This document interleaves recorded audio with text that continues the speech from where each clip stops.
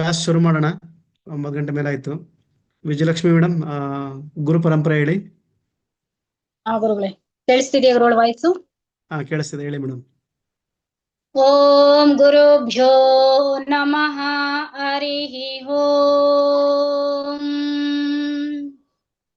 ಶ್ರೀಶೈಲೇಶ ದಯಾಪಾತ್ರಂ ಧೀಭಕ್ತ್ಯಾದಿಗುಣಾರ್ಣವಂ ಯತೀಂದ್ರ ಪ್ರವಣಂ ವಂದೇ ರಮ್ಯಜಾಮಾತರಂ ಮುನಿಂ ಲಕ್ಷ್ಮೀನಾಥ ಸಮಾರಂಭಾಂ ನಾಥಯಾಮುನ ಮಧ್ಯಮಾಂ ಅಸ್ಮದಾಚಾರ್ಯ ಪರ್ಯಂತಾಂ ವಂದೇ ಗುರು ಪರಂಪರಾಂ ಯೋ ನಿತ್ಯಮಚ್ಯುತ ಪದಾಂಬುಜಯುಗ್ಮರುಗ್ಮಾಂ ವ್ಯಾಮೋಹತಸ್ತದಿತರಾಣಿ ತೃಣಾಯ ಮೇನೆ ಅಸ್ಮದ್ಗುರೋರ್ಭಗವತೋಸ್ಯ ದಯೈಕ ಸಿಂಧೋಃ ರಾಮಾನುಜಸ್ಯ ಚರಣೌ ಶರಣಂ ಪ್ರಪದ್ಯೆ. ಶ್ರೀಮತೆ ರಾಮಾನುಜಾಯ ನಮಃ. Thank you ಗುರುಗಳೇ. ಧನ್ಯವಾದಗಳು ಮೇಡಮ್. ಈಗ ಕ್ಲಾಸ್ ಶುರು ಮಾಡೋಣ.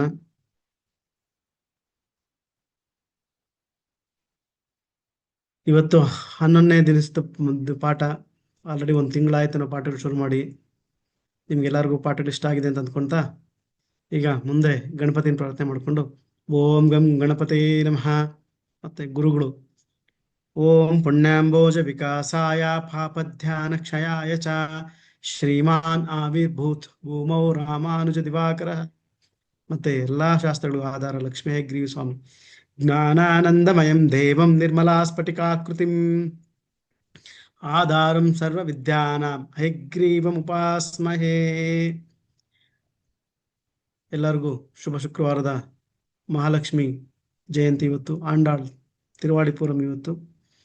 ಇದು ರಾಮಾನುಜ ಶ್ರೀ ವೈಷ್ಣವ ಅವರಿಗೆ ತುಂಬಾ ಅದ್ಭುತವಾದ ಒಂದು ಹಬ್ಬ. ಎಲ್ಲರಿಗೂ ಆ ಮಹಾಲಕ್ಷ್ಮಿ ಕೃಪಾ ಕಟಾಕ್ಷ. ಯಾರು ತರಗತಿ ಅಟೆಂಡ್ ಮಾಡಿರೋರು, ತರಗತಿ ಅಟೆಂಡ್ ಮಾಡ್ಬೇಕು ಅಂತ ಅಂದ್ಕೊಂಡಿದ್ರು, ನೋಟ್ಸ್ ಅಟೆಂಡ್ ಮಾಡ್ತಿರ್ತಕ್ಕಂಥವ್ರು, ರೆಕಾರ್ಡಿಂಗ್ಸ್ ಅಲ್ಲಿ ಕೇಳ್ತಕ್ಕಂಥವ್ರು ಎಲ್ಲರಿಗೂ ಸರ್ವೇ ಜನ ಸುಖವನ್ನು ಬಂತು, ಈ ಪ್ರಪಂಚಕ್ಕೆಲ್ಲ ಒಳ್ಳೇದಾಗ್ಲಿ ಅಂತ ಪ್ರಾರ್ಥನೆ ಮಾಡ್ತಾ ಆ ಮಹಾಲಕ್ಷ್ಮಿ ಎಲ್ಲರಿಗೂ ಸುಖ, ಸಂತೋಷ, ಸಮೃದ್ಧಿ, ನೆಮ್ಮದಿ ಮತ್ತೆ ಆಯುಸ್ಸು, ಆರೋಗ್ಯ ಎಲ್ಲ ಕೊಟ್ಟು ಚೆನ್ನಾಗಿಡ್ಲಿ ಅಂತ ಪ್ರಾರ್ಥನೆ ಮಾಡ್ತಾ ಈ ತರಗತಿ ಮುಂದುವರ್ಸೋಣ.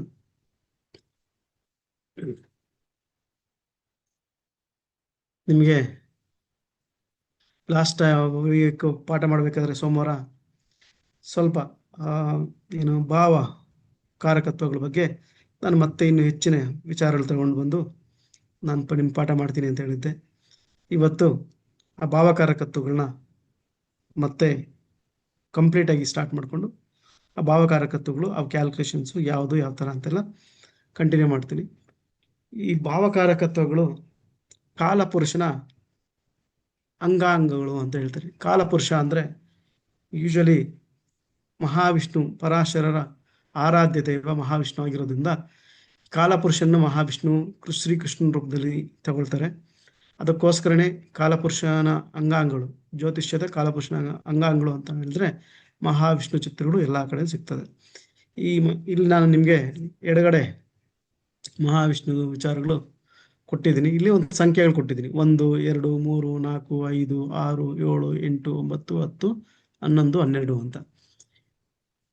ಇದು ಏನಪ್ಪಾ ಅಂದ್ರೆ ನಮ್ಮ 12 ರಾಶಿಗಳು, ಏನು ಜ್ಯೋತಿಷ್ಶಾಸ್ತ್ರ 12 ರಾಶಿಗಳಿದಾವ, ಈ 12 ರಾಶಿಗಳನ್ನ ಕಾಲಪುರುಷನ ಒಂದೊಂದು ಭಾಗಕ್ಕೆ ಅನ್ವಯಿಸ್ತಕ್ಕಂತೆ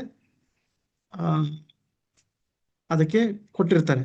ಯಾವುದು ಓಕೆ, ಮೇಷ ರಾಶಿ ಅಂದ್ರೆ ಯಾವ ಥರ, ಏನು ಅದರ ಯಾವ ಭಾಗಗಳು ಬರುತ್ತೆ, ಮತ್ತೆ ವೃಷಭ ರಾಶಿಗೆ ಯಾವ್ಯಾವ ಭಾಗ ಬರುತ್ತೆ, ಯಾವ ದೇಹದ ಅಂಗಾಂಗಗಳನ್ನ ಅಲೋಕೇಟ್ ಮಾಡಿರ್ತಾರೆ, ಅನ್ವಯಿಸ್ತದೆ ಅಂದರೆ ಅಲೋಕೇಟ್ ಮಾಡಿರ್ತಾರೆ, ಕೊಟ್ಟಿರ್ತಾರೆ, ವಿಭಾಗಿಸಿರ್ತಾರೆ ಅಂತ. 12 ಭಾಗಗಳಾಗಿ ನಾವು ಜ್ಯೋತಿಷ್ಯ ಪ್ರಿಡಿಕ್ಷನ್ಸ್ ಕೊಡಬೇಕಾದ್ರೆ ಓಕೆ, ಇವ್ರಿಗೆ ಯಾವುದಾದ್ರು ಮೆಡಿಕಲ್ ಅಸ್ಟ್ರಾಲಜಿ, ವೈದಿಕ ಜ್ಯೋತಿಷ್ಯ ಮಾಡಬೇಕಾದ್ರೆ ಇವು ಸಿಕ್ಕಾಪಟ್ಟೆ ಪ್ರಿಡಿಕ್ಷನ್ಸ್ ತುಂಬ ಹೆಲ್ಪ್ ಆಗುತ್ತೆ. ಇದ್ರ ಜೊತೆಲಿ ನಕ್ಷತ್ರಗಳಿಗೂ ಅಂಗಾಂಗಗಳು ಕೊಟ್ಟು ಅಸೈನ್ ಮಾಡಿರ್ತಾರೆ, ಅಲೋಕೇಟ್ ವಿಭಾಗ ಮಾಡಿರ್ತಾರೆ. ಅದನ್ನು ತಗೊಂಡಾಗ ಅದ್ಭುತವಾದ ಒಂದು ಪ್ರಿಡಿಕ್ಷನ್ಸ್ ಬರ್ತದೆ. ಆದರೆ ನಮ್ಮ ಪ್ರಿಡಿಕ್ಷನ್ಸ್ ನಾವು ಜ್ಯೋತಿಷ್ಯದಲ್ಲಿ ಕೊಡಬೇಕಾದ್ರೆ ಈಗ ಒಂದು ಎಕ್ಸಾಂಪಲ್ ಏನಪ್ಪಾ ಅಂದ್ರೆ, ಯೂಶಲಿ ಜನರಲ್ ಆಗಿ ಎಲ್ಲ ಪುರೋಹಿತರಿಗಾಗ್ಲಿ ಪಂಚಾಂಗ ನೋಡ್ತಕ್ಕಂಥವ್ರಿಗೆ ಒಂದು ಜನರಲ್ ಪ್ರಶ್ನೆ ಏನಕ್ಕೆ ಬರುತ್ತೆ ಅಂದರೆ, ಸ್ವಾಮಿ ನಾನು ಈ ಹುಡುಗನಿಗೆ ಮದುವೆ ಮಾಡಬೇಕು, ಇವನಿಗೆ ಸಿಗ್ತಕ್ಕಂಥ ಹುಡುಗಿ ಹೆಂಗಿರ್ತದೆ ಸ್ವಾಮಿ, ನಾನು ಹುಡುಗಿನ ನೋಡಕ್ ಹೋಗ್ತಾ ಇದ್ದೀನಿ, ನನಗೆ ಸಿಗ್ತಕ್ಕಂಥ ಹುಡುಗಿ ಹೆಂಗಿರ್ತದೆ, ಈ ಜಾತಕ ನೋಡ್ಬಿಟ್ಟು ಇವರ ರೂಪುರೇಷೆಗಳು, ಇವರ ಒಂದು ಹಾವಭಾವಗಳು, ಇವ್ರ ಕ್ಯಾರೆಕ್ಟರಿಸ್ಟಿಕ್ಸ್ ಹೇಳ್ತೀರಾ ಅಂದ್ರೆ ಸ್ವಾಮಿ ಅಂದಾಗ, ಇದನ್ನೆಲ್ಲ ಪ್ರಿಡಿಕ್ಷನ್ಸ್ ಮಾಡೋದಕ್ಕೆ ಈ ಕಾಲಪುರುಷನ ಅಂಗಗಳು ತುಂಬಾ ಇಂಪಾರ್ಟೆಂಟು, ತುಂಬಾ ಚೆನ್ನಾಗಿ ಇರ್ತದೆ. ಸೊ ನಾನು ನಿಮ್ಗೆ ಏನು ಹೇಳ್ತೀನಿ ಅಂದರೆ, ದಯವಿಟ್ಟು ಈ ಕಾಲಪುರುಷನ ಅಂಗಾಂಗಗಳು ಮತ್ತೆ ಈ ಭಾವಕಾರಕತ್ವಗಳು, ಅಂಗಾಂಗಗಳನ್ನ ಒಂದೊಂದು ರಾಶಿಗೆ ಕೊಟ್ಟಿದ್ದಾರಲ್ಲ, ಅದೇ ಭಾವಕಾರಕತ್ವಗಳು ಕೂಡ ದಯವಿಟ್ಟು ಎಲ್ಲರೂ ಮನನ ಮಾಡ್ಕೊಳ್ಬೇಕು. ಎಲ್ಲರೂ ನೀವು ಚೆನ್ನಾಗಿ ತಿಳ್ಕೊಳ್ಬೇಕು ಅಂತ ಹೇಳ್ಬಿಟ್ಟು ಈ ಒಂದು ಭಾವಕಾರಕತ್ವಗಳನ್ನ ಕೊಟ್ಟಿದ್ದೀನಿ. ಯಾವಾಗಲೂ ನಮ್ಮ ಕಾಲಪುರುಷನ ಅಂಗಾಂಗಗಳನ್ನ ಮೇಷರಾಶಿಯಿಂದ ಕೊಟ್ಟಿರ್ತಾರೆ. ಲಗ್ನ ಅಂದ್ರೇನೆ ಕಾಲಪುರುಷಂದು ಮೇಷರಾಶಿ ಅಂತ ಹೇಳ್ಬಿಟ್ಟು, ಕಾಲಪುರುಷಂದು ಇದು ವ್ಯಕ್ತಿದಲ್ಲ ನಾನು ಹೇಳ್ತಾ ಇರೋದು, ಅದಕ್ಕೆ ಮೇಷರಾಶಿಯಿಂದ ಕೊಟ್ಟಿರ್ತಾರೆ. ಈ ಮೇಷರಾಶಿಯಿಂದ ಕೊಟ್ಟಿರ್ಬೇಕಾದ್ರೆ ನಾನು ನಿಮ್ಗೆ ಕೊಟ್ಟಿರ್ತಕ್ಕಂಥ ಕುಂಡಲಿ ಚಾರ್ಟ್ ಕೂಡ ಮೇಷರಾಶಿಯಿಂದನೇ ಕೊಟ್ಟಿದ್ದೀನಿ. 1 ಅಂದ್ರೆ ಮೇಷರಾಶಿ, 2 ಅಂದ್ರೆ ವೃಷಭ ರಾಶಿ, 3 ಅಂದ್ರೆ ಮಿಥುನ ರಾಶಿ, 4 ಅಂದ್ರೆ ಕಟಕ, 5 ಸಿಂಹ, 6 ಕನ್ಯಾ, 7 ತುಲಾ, 8 ವೃಶ್ಚಿಕ, 9 10 ಮಕರ, 11 ಕುಂಭ, 12 ಮೀನ.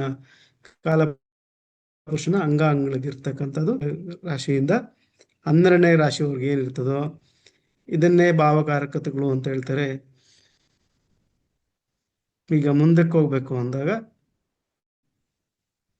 ಇಲ್ಲಿ ಒಂದೊಂದು ಮನೆಗೂ ಯಾವ ತರ ಏನು ಅಂತ 12 ರಾಶಿಯಲ್ಲಿ ಕೊಟ್ಟಿರ್ಬೇಕಾದ್ರೆ ಎಲ್ಲ ವಿಂಗಡಿಸಿ ನೀಟಾಗಿ ಕೊಟ್ಟಿರ್ತಾರೆ. ಮೇಷರಾಶಿ 1ನೇ ಮನೆಗೆ ಏನೇನು ಕೊಟ್ಟಿರ್ತಾರೆ, ತಲೆ, ಮೆದುಳು, ಮುಖ. ನೋಡಿ, ಮುಖಾನ ಅವ್ರ ರೂಪ ಹೆಂಗಿರ್ತದೆ ಏನು ಅಂತೆಲ್ಲಾನು ನಾವು ನೋಡ್ತಿರ್ಬೇಕಾದ್ರೆ ನಾವು ಯೂಶಲಿ 1ನೇ ಭಾವದಿಂದಾನೇ ತಗೊಂತೀರಿ. ಆದರೆ ಕೆಲವು ಗ್ರಂಥಗಳಲ್ಲಿ ಮುಖ ನೋಡ್ಬೇಕಾದ್ರೆ ಕೆಲವು 2ನೇ ಭಾವನ ನೋಡಿ ಅಂತ ಹೇಳ್ತಾರೆ.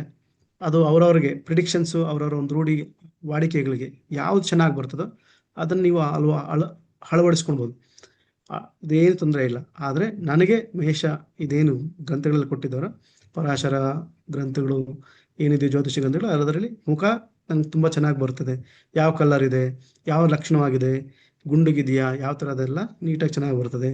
ಅದಕ್ಕೆ ನಾನು ಅದನ್ನೇ ಕಂಟಿನ್ಯೂ ಮಾಡಿದ್ದೀನಿ. ಮೇಷ 1ನೇ ಮನೆ ತಲೆ, ಮೆದುಳು, ಮುಖ. 2ನೇ ಮನೆ ವೃಷಭ, ಕುತ್ತಿಗೆ, ಗಂಟಲು, ದವಡೆ. ನೋಡಿ, ನಮ್ಮ ವಾಕ್ ಯಾವತ್ತು ಹೇಳ್ತೀರಿ, 2ನೇ ಸ್ಥಾನ ಗಂಟಲು, ಕುತ್ತಿಗೆ ತುಂಬಾ ಇಂಪಾರ್ಟೆಂಟು, ದವಡೆ, ಹಲ್ಲುಗಳು, ಹಲ್ಲು ನೋವುಗಳು ಇನ್ನೊಂದು ಇಲ್ಲೇ ಕೊಡ್ತಾರೆ. ಅದೇ ರೀತಿ ಇಲ್ಲಿ ಕಣ್ಣುಗಳು ಕೂಡ ಬರ್ತದೆ 2ನೇ ಮನೆಗೆ. 2ನೇ ಮನೆಯಲ್ಲಿ ಕಣ್ಣುಗಳು ಕೂಡ ತೋರಿಸ್ತಾರೆ ಕೆಲವು ಕಡೆ, ದಯವಿಟ್ಟು ಕಣ್ಣುಗಳು ಕೂಡ ಆಡ್ ಮಾಡ್ಕೊಬೋದು. 3ನೇ ಮನೆ ನಾವೇನ್ ಹೇಳ್ತೀವಿ, ಸಹಜ ಭಾವ ಅಂತ ಹೇಳ್ತೀರಿ. ಮತ್ತೆ 3ನೇ ಮನೆನ ನಾವು ಪರಾಕ್ರಮ ಭಾವ ಅಂತ ಕೂಡ ಹೇಳ್ತೀರಿ. ಯಾಕೆ ಅಂದ್ರೆ ತೋಳ್ ಬಲ ಚೆನ್ನಾಗಿದ್ರೆ, ಕೈಗಳ ಬಲ ಗಟ್ಟಿಯಾಗಿದ್ರೆ ಎಲ್ಲ ಚೆನ್ನಾಗಿರ್ತದೆ ಅಂತ. ಭುಜಗಳು, ತೋಳುಗಳು, ಕೈಗಳು, ಶ್ವಾಸಕೋಶಗಳು ಇವೆಲ್ಲ ಇಂಪಾರ್ಟೆಂಟ್ ಆಗಿ ತೋರಿಸ್ತಕ್ಕಂಥದ್ದು ಈ 3ನೇ ಮನೆ. ನಮ್ಮ ಒಂದು ಆರೋಗ್ಯ, ಗಟ್ಟಿಮುಟ್ಟು ಎಲ್ಲಾನು ಈ 3ನೇ ಮನೆಯಲ್ಲಿ ಕಾಣಿಸ್ತದೆ. ಕರ್ಕಾಟಕ 4ನೇ ಮನೆ, ಎದೆ, ಹೃದಯ, ಪಕ್ಕೆಲುಬುಗಳು, ಹೃದಯ ಸರೌಂಡಿಂಗು, ಹೃದಯನ ಪ್ರೊಟೆಕ್ಷನ್ ಮಾಡಿರ್ತಕ್ಕಂಥ ಈ ಭಾಗಗಳನ್ನೆಲ್ಲರನ್ನು ನಾವು 4ನೇ ಮನೆಯಿಂದ ನೋಡ್ತೀರಿ. ಇನ್ನೊಂದು ನೀವು ಕೇಳಬಹುದು, ಗುರುಗಳೇ ನೀವು ಹೃದಯ 4ನೇ ಮನೆಗೆ ತಗೊಂಡಿದ್ದೀರಾ, ಶ್ವಾಸಕೋಶ 3ನೇ ಮನೆಗೆ ತಗೊಂಡಿದ್ದೀರಾ ಅಂತ. ನೋಡಿ, ಈಗ ಉಸಿರಾಟ ಎಲ್ಲಾನು ನಾವು 3ನೇ ಮನೆಯಿಂದ ತಗೊಂತೀರಿ. ಯಾಕೆ ಅಂದ್ರೆ ಇದು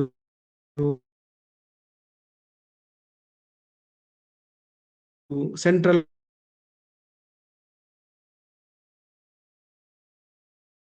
ಬರುತ್ತೆ. ನಮ್ಗ ಈ ಪಂಪ್ಗಳು ಎಲ್ಲಾನು, ಉಸಿರಾಟ ಎಲ್ಲಾನು ಇದು ಬರ್ತದೆ. ಹೃದಯ, ಪಕ್ಕೆಲುಬುಗಳನ್ನ ಈ ಕಾಲಪುರುಷನ ಅಂಗಾಂಗಗಳು ಕೊಟ್ಟಿದ್ದೀರಿ.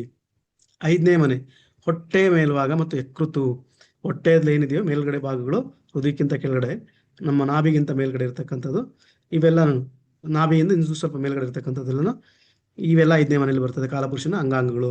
6ನೇ ಮನೆ ಕನ್ಯಾ ರಾಶಿ, ಕಿಬ್ಬೆಟ್ಟೆ ಕರುಳು, ಇದು ಕಿಬ್ಬೊಟ್ಟೆ ಅಂತ ಹೇಳ್ತಾರಲ್ಲ, ಲೆಫ್ಟ್ ಅಲ್ಲಿ ನಮ್ಮ ಜಠರಾಂಗಗಳು, ನಮ್ಮ ಒಂದು ಜೀರ್ಣಶಕ್ತಿ ಆಗ್ತಕ್ಕಂಥವು ಮತ್ತು ಕರುಳುಗಳು, ಇವೆಲ್ಲ ಇದಕ್ಕೆ ಬರ್ತದೆ.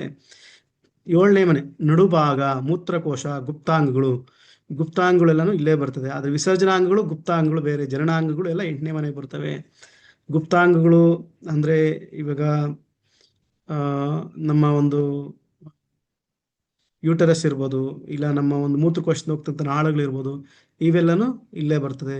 8ನೇ ಮನೆ ವಿಸರ್ಜನಾ ಅಂಗಗಳು, ಗುಪ್ತಾಂಗಗಳು, ನಮ್ಮ ಜನನೇಂದ್ರಿಯಗಳು, ಇವೆಲ್ಲನೂ ಈ 8ನೇ ಮನೆಗೆ ಬರ್ತದೆ.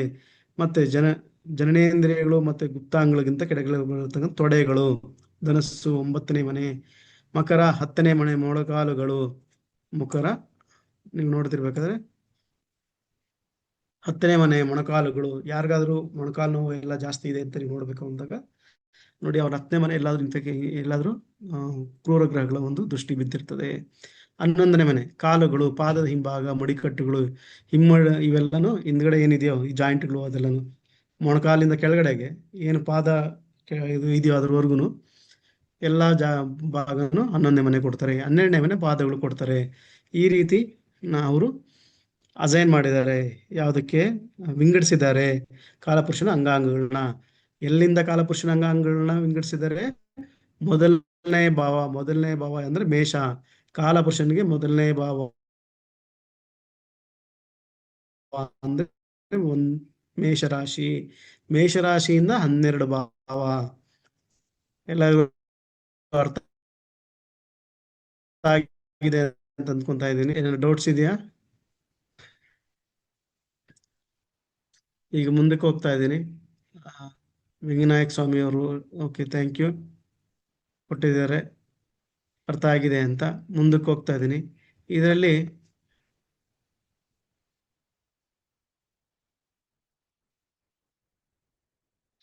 ಇಂಟರ್ನೆಟ್ ಸ್ಲೋ ಅಂತ ಇದೆ ಅಂತ ಬರ್ತಾ ಇದೆ ನನಗೆ.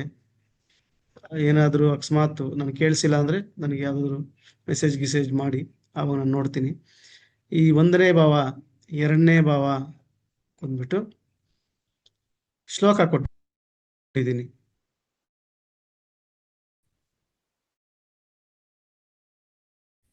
ಶ್ಲೋಕ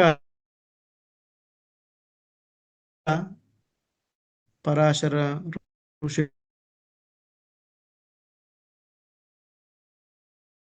ಕೊಟ್ಟಿರ್ತಕ್ಕಂಥ ಶ್ಲೋಕದಲ್ಲಿ ತಗೊಂಡಿದ್ದೀನಿ. ಸುಖ ದುಃಖ ವ್ಯಕ್ತಿ ಸ್ವತಃ ತಲೆಯ ಮೇಲಿನ ಕೂದಲು, ತಲೆ ಬುರುಡೆ, ಮೆದುಳು, ಚರ್ಮ, ಸಾಮಾನ್ಯ ಆರೋಗ್ಯ, ರೋಗ ನಿರೋಧಕ ಶಕ್ತಿ, ಜೀವಶಕ್ತಿ, ಒಟ್ಟಾರೆ ಕ್ಷೇಮ, ಯಶಸ್ಸು, ಜನ್ಮಸ್ಥಳ, ವ್ಯಕ್ತಿಯ ದೈಹಿಕ ಹಾಗೂ ಮಾನಸಿಕ ವರ್ತನೆಗೆ ಸಂಬಂಧಿಸಿದ ಲಕ್ಷಣಗಳು. ಯಾವಾಗಲೂ ಅಷ್ಟೇ, ನಮಗೆ ಈ 1ನೇ ಮನೆ ಎಫೆಕ್ಟ್ ಆಯ್ತು ಅಂದ್ರೆ, 2ನೇ ಮನೆ ಎಫೆಕ್ಟ್ ಆಯ್ತು ಅಂದ್ರೆ ಯಾವಾಗ್ಲೂ ನಮ್ಗೆ ತೊಂದರೆ ಆಗ್ತಾ ಇರ್ತದೆ. ಏನ್ ತೊಂದರೆ ಆಗ್ತಾ ಇರ್ತದೆ, ನಮ್ಮ ಮಾನಸಿಕ ಆರೋಗ್ಯ ಸಮಸ್ಯೆ ಆಗ್ತಾ ಇರ್ತದೆ. ಅದೆಲ್ಲ ನೋಡ್ಕೊಳ್ಬೇಕಾದ್ರೆ ಅಧಿಕಾರ ಅಥವಾ ಸ್ಥಾನಮಾನಗಳು ಕೂಡ ಇದರಲ್ಲೇ ಗೊತ್ತಾಗುತ್ತೆ. ವರ್ಚಸ್ಸು, ಆರೋಗ್ಯ, ಆಯುಸ್ಸು ಕೂಡ ಚೆನ್ನಾಗಿರ್ತದೆ. ಜೀವನದ ದೃಷ್ಟಿಕೋನ ಯಾವ ತರ ನೋಡ್ತೀರಿ, ದೃಷ್ಟಿ ಮತ್ತೆ ಕಂಜಕ್ಷನ್ ಏನೇನಿದೆಯೋ ಅದೆಲ್ಲ ಆಸ್ಪೆಕ್ಟ್ ಎಲ್ಲ ನೋಡ್ಕೊಂಡು ನಾವು ನೋಡ್ತಾ ಇರ್ತೀರಿ.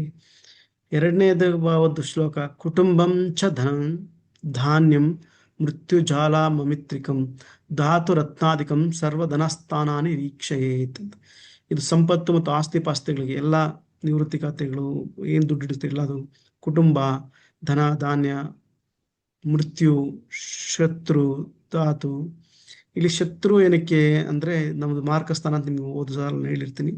ಅದರಿಂದ ಕೆಲವು ಪ್ರಿಡಿಕ್ಷನ್ಸ್ ಅಲ್ಲಿ ಬೇಕಾಗುತ್ತೆ. ಅದಕ್ಕೆ ಧಾತುಗಳು, ರತ್ನಗಳು, ವಜ್ರಗಳು, ವೈಡೂರ್ಯಗಳು ಏನಿರ್ಬೇಕು ಅದೆಲ್ಲ, ಬಟ್ಟೆ ಬರೆ ಆಭರಣಗಳು, ವಸ್ತುಗಳಂತ ಭೌತಿಕ ಸಂಪತ್ತು, ವ್ಯಕ್ತಿಯ ಕುಟುಂಬ ಹಾಗೂ ದೇಹದ ಕುತ್ತಿಗೆ, ಗಂಟಲು, ದವಡೆ, ಬಾಯಿ, ನಾಲಿಗೆ ಭಾಗಗಳು, ಅವುಗಳು ಸಂಬಂಧಿಸಿದ ಮಾತು, ರೋಗಗಳು ಇಲ್ಲಿಂದ ಸೂಚಿತವಾಗುತ್ತದೆ. ಇದು ಮಾರಕ ಸ್ಥಾನ, ಅಂದರೆ ಜೀವಕ್ಕೆ ಅಪಾಯವನ್ನು ಉಂಟು ಮಾಡುವ ಅಥವಾ ಅಂತ್ಯಗೊಳಿಸುವ ಸಾಮರ್ಥ್ಯವಿರುವ ಮನೆ ಕೂಡ ಹೌದು. ಪುರುಷರಿಗೆ ಬಲಗಣ್ಣು ಮತ್ತು ಸ್ತ್ರೀಯರಿಗೆ ಎಡಗಣ್ಣು ಹಾಗೂ ಸಾಮಾನ್ಯವಾಗಿ ದೃಷ್ಟಿ ಶಕ್ತಿ ಎರಡೂ ಕಣ್ಣುಗಳು ಇಲ್ಲಿಂದಲೇ ನಿರ್ಧಾರವಾಗುತ್ತೆ. ಅಲ್ಲದೆ ಇದು ಅತ್ಯಂತ ಪ್ರಾಥಮಿಕ ಶಿಕ್ಷಣ ನೀಡ್ತದೆ. ನಮ್ಮ ಮನೆಯಲ್ಲಿ ಏನು ವಿದ್ಯೆ ಕೊಡ್ತೀರಿ ಆ ವಿದ್ಯೆ ಎಲ್ಲಾನು ಇದ್ರಲ್ಲಿ ಬರ್ತದೆ, 2ನೇ ಮನೆಯಲ್ಲಿ ಬರ್ತದೆ. ನಮಗೇನಾದ್ರೂ ತೊಂದರೆ ಆಗಿದೆ ಅಂದ್ರೆ ತೋರಿಸ್ತದೆ.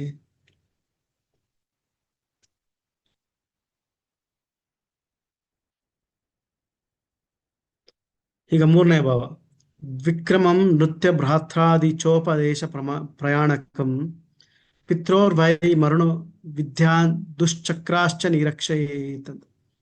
3ನೇ ಭಾವದಲ್ಲಿ ಸಹೋದರ ಸಹೋದರರು, ವಿಶೇಷವಾಗಿ ಕಿರಿಯರು, ನೆರೆಹೊರೆಯರು, ಸುತ್ತಮುತ್ತ ಜನರು, ಧೈರ್ಯ, ಹವ್ಯಾಸಗಳು, ಶೌರ್ಯ, ಗಂಟಲು ಮತ್ತು ಕುತ್ತಿಗೆ ಭಾಗ ಹಾಗೂ ಅವುಗಳ ಮೂಲಕ ನಾವು ಮಾಡುವ ಕೆಲಸಗಳು, ಸಂವಹನಕ್ಕೆ ಬಳಸುವ ಸಾಧನಗಳು, ಲೇಖನಗಳು, ಕೈ ಬರಹಗಳು, ಅಲ್ಪ ದೂರದ ಪ್ರಯಾಣ. ಇಲ್ಲಿ ಸ್ವಲ್ಪ ದೂರದ ಪ್ರಯಾಣ, ಅಲ್ಪಾವಧಿಯ ಗುರಿಗಳು, ಸಣ್ಣ ಸಣ್ಣ ಗೋಲುಗಳು. ನಾನು ಹೇಳಿದ ಕೈಗಳು ತೋಳುಗಳು ಗಟ್ಟಿಯಾಗಿದೆ ಅಂದ್ರೆ ನಮ್ಮ ಆರೋಗ್ಯ ಗಟ್ಟಿಯಾಗಿರ್ತದೆ ಅಂತ. ಕೆಲಸದ ಮೇಲೆ ಉತ್ಸಾಹ ಮತ್ತು ಚಟುವಟಿಕೆಯ ಮಟ್ಟ, ಲೈಂಗಿಕ ಸಾಮರ್ಥ್ಯ ಮತ್ತು ಚಟುವಟಿಕೆ ಹಾಗೂ ಕಿವಿಗಳು ಮತ್ತು ಶ್ರವಣಾಶಕ್ತಿ, ಪರಾಕ್ರಮ, ಮೃತ್ಯು, ಅಣ್ಣ ತಮ್ಮ, ಉಪದೇಶ, ಯಾತ್ರಾ, ಮಾತಾಪಿತಾ. ನೋಡಿ ಇಲ್ಲಿ ಉಪದೇಶಗಳು, ಯಾತ್ರೆ ಹೋಗ್ಬೇಕಾದ್ರೂ 3ನೇ ಮನೆ ತುಂಬಾ ಚೆನ್ನಾಗಿ. ಮಾತಾಪಿತಾ ಮರಣ ಅಂತ ಹೇಳ್ತಾರೆ. ಮಾತಾಪಿತಾ ಮರಣ ಏನಕ್ಕೆ ಅಂದ್ರೆ 9ನೇ ಭಾವದಿಂದ 3ನೇ ಮನೆ ಎಷ್ಟಾಗುತ್ತೆ? 9, 10, 11, 12, 1, 2, 3.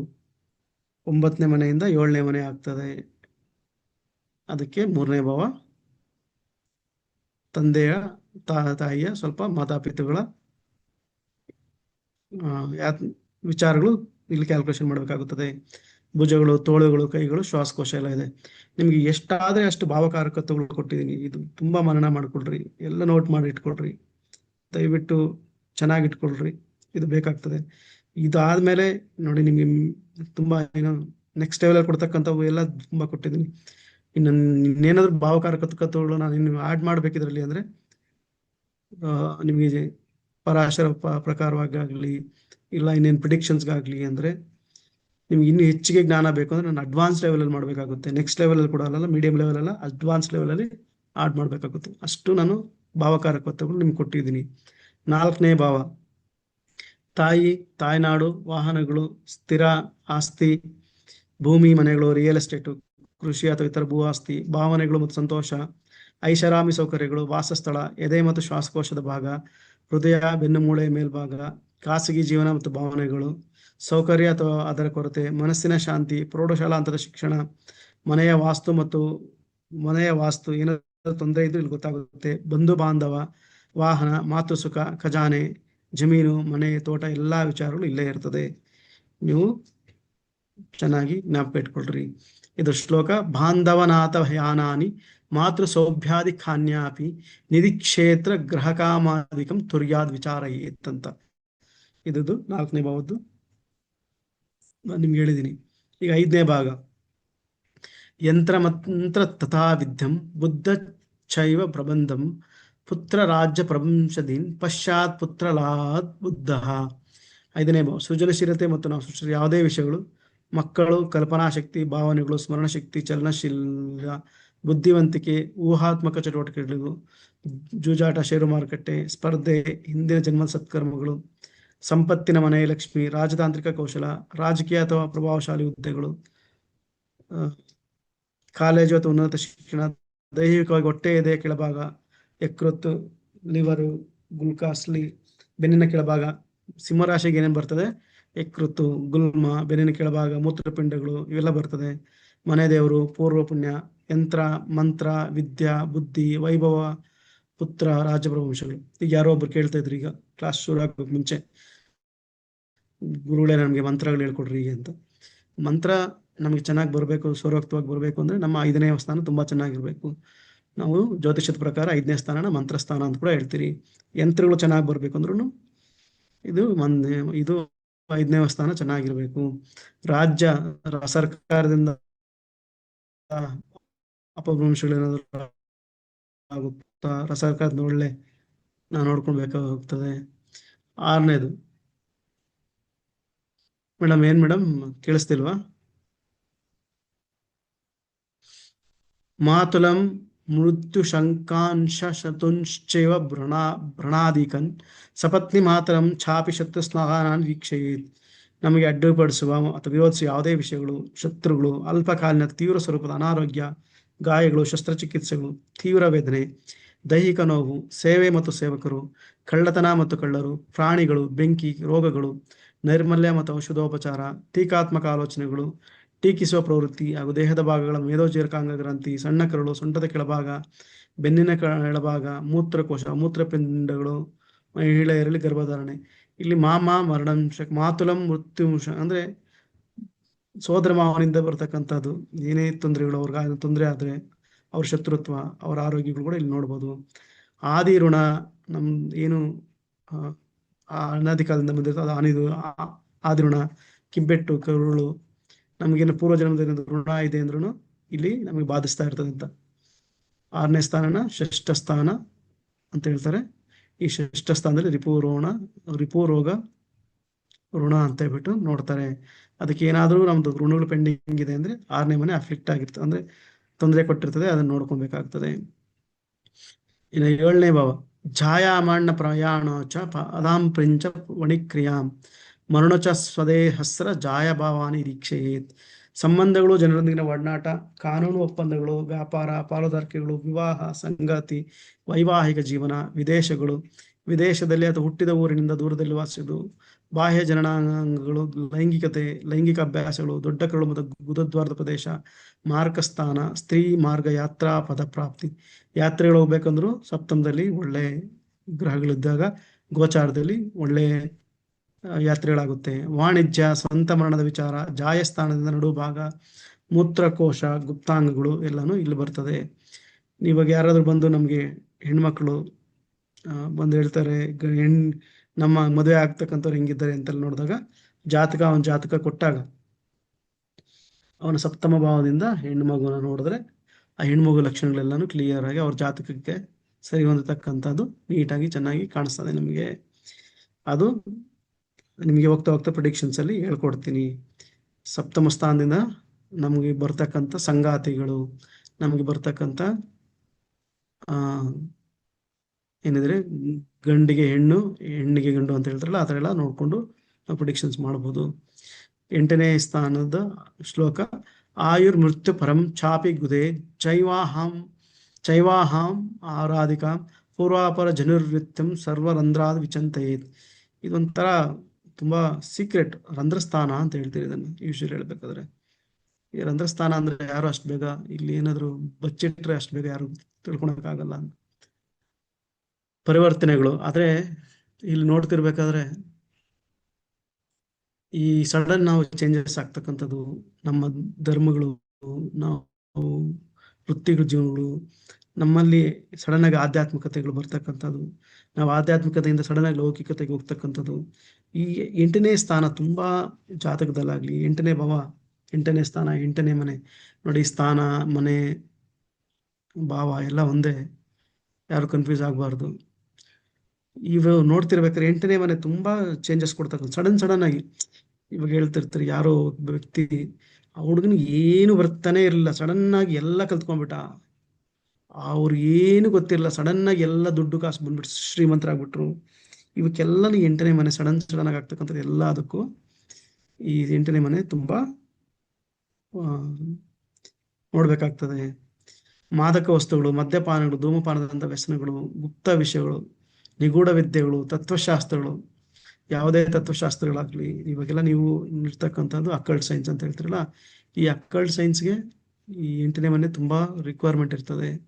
ಯಾವುದೇ ವಿಷಯದ ಕುರಿತು ಆಳವಾದ ಸಂಶೋಧನೆ, ಡೀಪ್ ರಿಸರ್ಚ್ ಮಾಡಬೇಕಾದ್ರು, ವಾಸಸ್ಥಳ, ಉದ್ಯೋಗ ಚಟುವಟಿಕೆ ಬದಲಾವಣೆ, ಭೌತಿಕ ವಸ್ತುಗಳ ಮೇಲೆ ವ್ಯಾಮೋಹದ ವಿರಕ್ತಿ, ವಿಲ್ಲುಗಳು, ಉತ್ತರಾಧಿಕಾರ ವಿಲ್ನ ವಿಲ್ಲುಗಳು, ಮಾನಸಿಕ ವೇದನೆ ಮತ್ತು ಹತಾಶೆ, ಆಂತರಿಕ ಲೈಂಗಿಕ ಅಂಗಗಳು. ಏನಕ್ಕೆ ವಿಲ್ಲುಗಳು 8ನೇ ಮನೆ ಅಂದ್ರೆ 8ನೇ ಮನೆ ಸೀಕ್ರೆಟ್, ಕಾನ್ಫಿಡೆನ್ಷಿಯಲ್. ಈ ಸೀಕ್ರೆಟ್ ಯಾರಿಗೂ ಹೇಳ್ಬೇಡ, ಇದು ತುಂಬಾ ಗೌಪ್ಯ ಸಮಾಚಾರಗಳು. ಅದಕ್ಕೆ ವಿಲ್ಲೆಲ್ಲ ಏನೋ ಅವ್ರು ಸಾಯೋವರೆಗೂ ಯಾರಿಗೂ ತೋರಿಸಿರಲ್ಲ, ಅದಕ್ಕೆ ವಿಲ್ಲು ಇದರಲ್ಲಿ ಬಂದಿರ್ತದೆ. ಗುದದ್ವಾರದ ಭಾಗ ಮತ್ತು ಪುರುಷರಲ್ಲಿ ವೃಷಣದ ಭಾಗ, ದೀರ್ಘಕಾಲದ ಅಥವಾ ಗುಣಪಡಿಸಲಾಗದ ಕಾಯಿಲೆಗಳು, ಅಂತಿಮ ಹಂತದ ಅನಾರೋಗ್ಯ ಹಾಗೂ ಸಾವು, ಆಯಸ್ಸು, ಮೃತ್ಯು, ಔಷಧ, ರೋಗ, ಭಾಗಿದಾರರನ್ನು ಅಷ್ಟಮದಿಂದ ಚಾರಣೀಯ, ವಿಸರ್ಜನಾಂಗಗಳು, ಗುಪ್ತಾಂಗಗಳು. 9ನೇದು ಧರ್ಮ ಭಾಗ್ಯ ಮತೋ ಶಾಲಂ ಭ್ರಾತೃ ಪತ್ನಾಧಿಕ ಸ್ತತ ತೀರ್ಥಯಾತ್ರಾಧಿಕಂ ಸರ್ವಧರ್ಮಸ್ಥಾನಾನಿ ನಿರೀಕ್ಷಯೇತ್. ತಂದೆ, ಗುರು, ಬಾಸ್, ಉದ್ಯೋಗದಾತ, ವಿಧಿ, ಅದೃಷ್ಟ, ಉನ್ನತ, ವಿಶ್ವವಿದ್ಯಾಲಯಗಳು, ದೇವಾಲಯಗಳು, ಸಂಶೋಧನೆ, ಆಶೀರ್ವಾದಗಳು, ಸಂಪತ್ತಿನ ಮನೆ, ಅಮೂರ್ತ ಚಿಂತನೆ, ಬೌದ್ಧಿಕ ಗಡಿಗಳನ್ನು, ಹೊಸ ಸಂಸ್ಕೃತಿಗಳು, ವಿದೇಶಿ ನಿವಾಸ, ವಿದೇಶದಲ್ಲಿ ಹೋಗ್ಬೇಕಂದ್ರೆ 9ನೇ ಮನೆ ತುಂಬಾ ಇರಬೇಕು. ಯೂಶಲಿ 9ನೇ ಮನೇಲಿ ರಾಹು ಇದ್ರೆ ಅವ್ರಿಗೆ ವಿದೇಶದಲ್ಲಿ ಸೆಟ್ಲ್ ಆಗೋ ಚಾನ್ಸಸ್ ಜಾಸ್ತಿ ಇರ್ತದೆ. ಕಷ್ಟಪಟ್ಟಾದ್ರೂ ಆಚೆ ಹೋಗ್ಬೇಕು ಅಂತ ಪ್ರಯತ್ನ ಪಡ್ತಿರ್ತಾರೆ.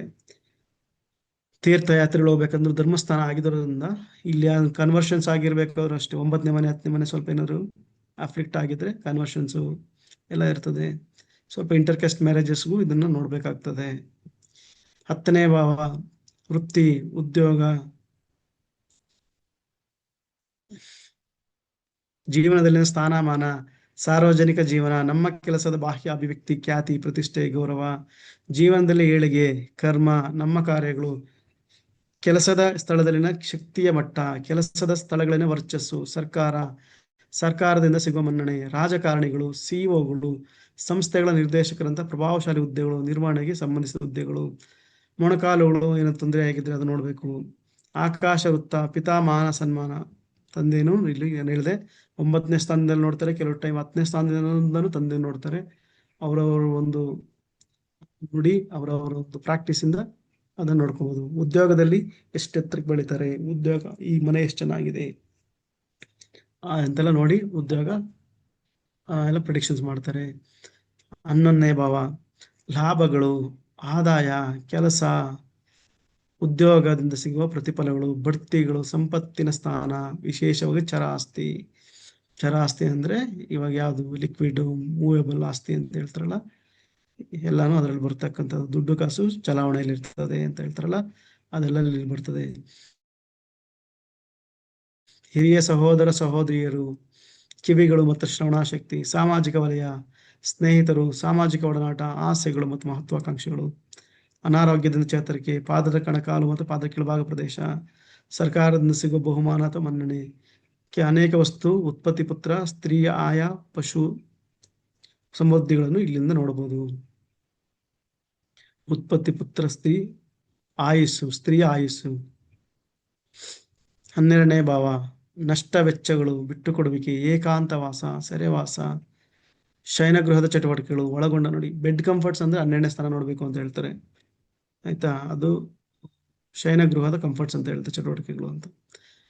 ಜೀವನದ ವಿದೇಶದಲ್ಲಿ ವಾಸ, ದೂರದ ಅಥವಾ ನಿರ್ಜನ ಪ್ರದೇಶಗಳು, ಕನಸುಗಳು, ಧ್ಯಾನಸ್ಥ ಸ್ಥಿತಿ, ಆಧ್ಯಾತ್ಮಿಕತೆ, ಭೌತಿಕತೆ, ಕೊರತೆ, ಮೋಕ್ಷ, ದೂರದ ಪ್ರಯಾಣ ಮತ್ತು ಅಲ್ಲಿ ನೆಲೆಸುವಿಕೆ, ಗುಪ್ತ ಸಾಮರ್ಥ್ಯಗಳು ಮತ್ತು ದೌರ್ಬಲ್ಯಗಳು, ಗುಪ್ತ ಶತ್ರುಗಳು, ಅಂತಃಪ್ರಜ್ಞೆ, ಅತೀಂದ್ರಿಯ ದೃಷ್ಟಿಪಾದಗಳು, ಪುರುಷರಿಗೆ ಎಡಗಣ್ಣು ಮತ್ತು ಮಹಿಳೆಯರಿಗೆ ಬಲಗಣ್ಣು, ಆಸ್ಪತ್ರೆಗೆ ದಾಖಲಾಗುವಿಕೆ, ರೋಗ ನಿರ್ಣಯಕ್ಕೆ ಕಷ್ಟಕರವಾದ ಕಾಯಿಲೆಗಳು, ನಿದ್ರಾಹೀನತೆ ಮತ್ತು ನಿದ್ರೆಯಲ್ಲಿ ನಡೆಯುವಂತಹ ನಿದ್ರೆಗೆ ಸಂಬಂಧಿಸಿದ ಸಮಸ್ಯೆಗಳು, ಶತ್ರು ಮೃತ್ಯು ಅಂತ ಶತ್ರು ಏನಾದ್ರು ತೊಂದರೆ ಆಗ್ತದಂಥದ್ದು, ಪಾದಗಳು ನೋವುಗಳೆಲ್ಲ ಇಲ್ಲಿ ನೋಡ್ತೀರಿ. ಇದಿಷ್ಟು 12ನೇ ಭಾವದಲ್ಲಿ ಶ್ಲೋಕಗಳು.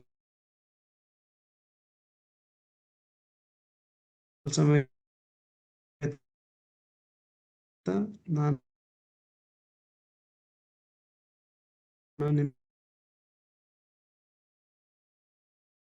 ನಿಮಗೆ ಇನ್ನೂ ಒಂದು ಅಡಿಷನಲ್ ಇಲ್ಲಿ ಕಾಲಪುರುಷನಿಗೆ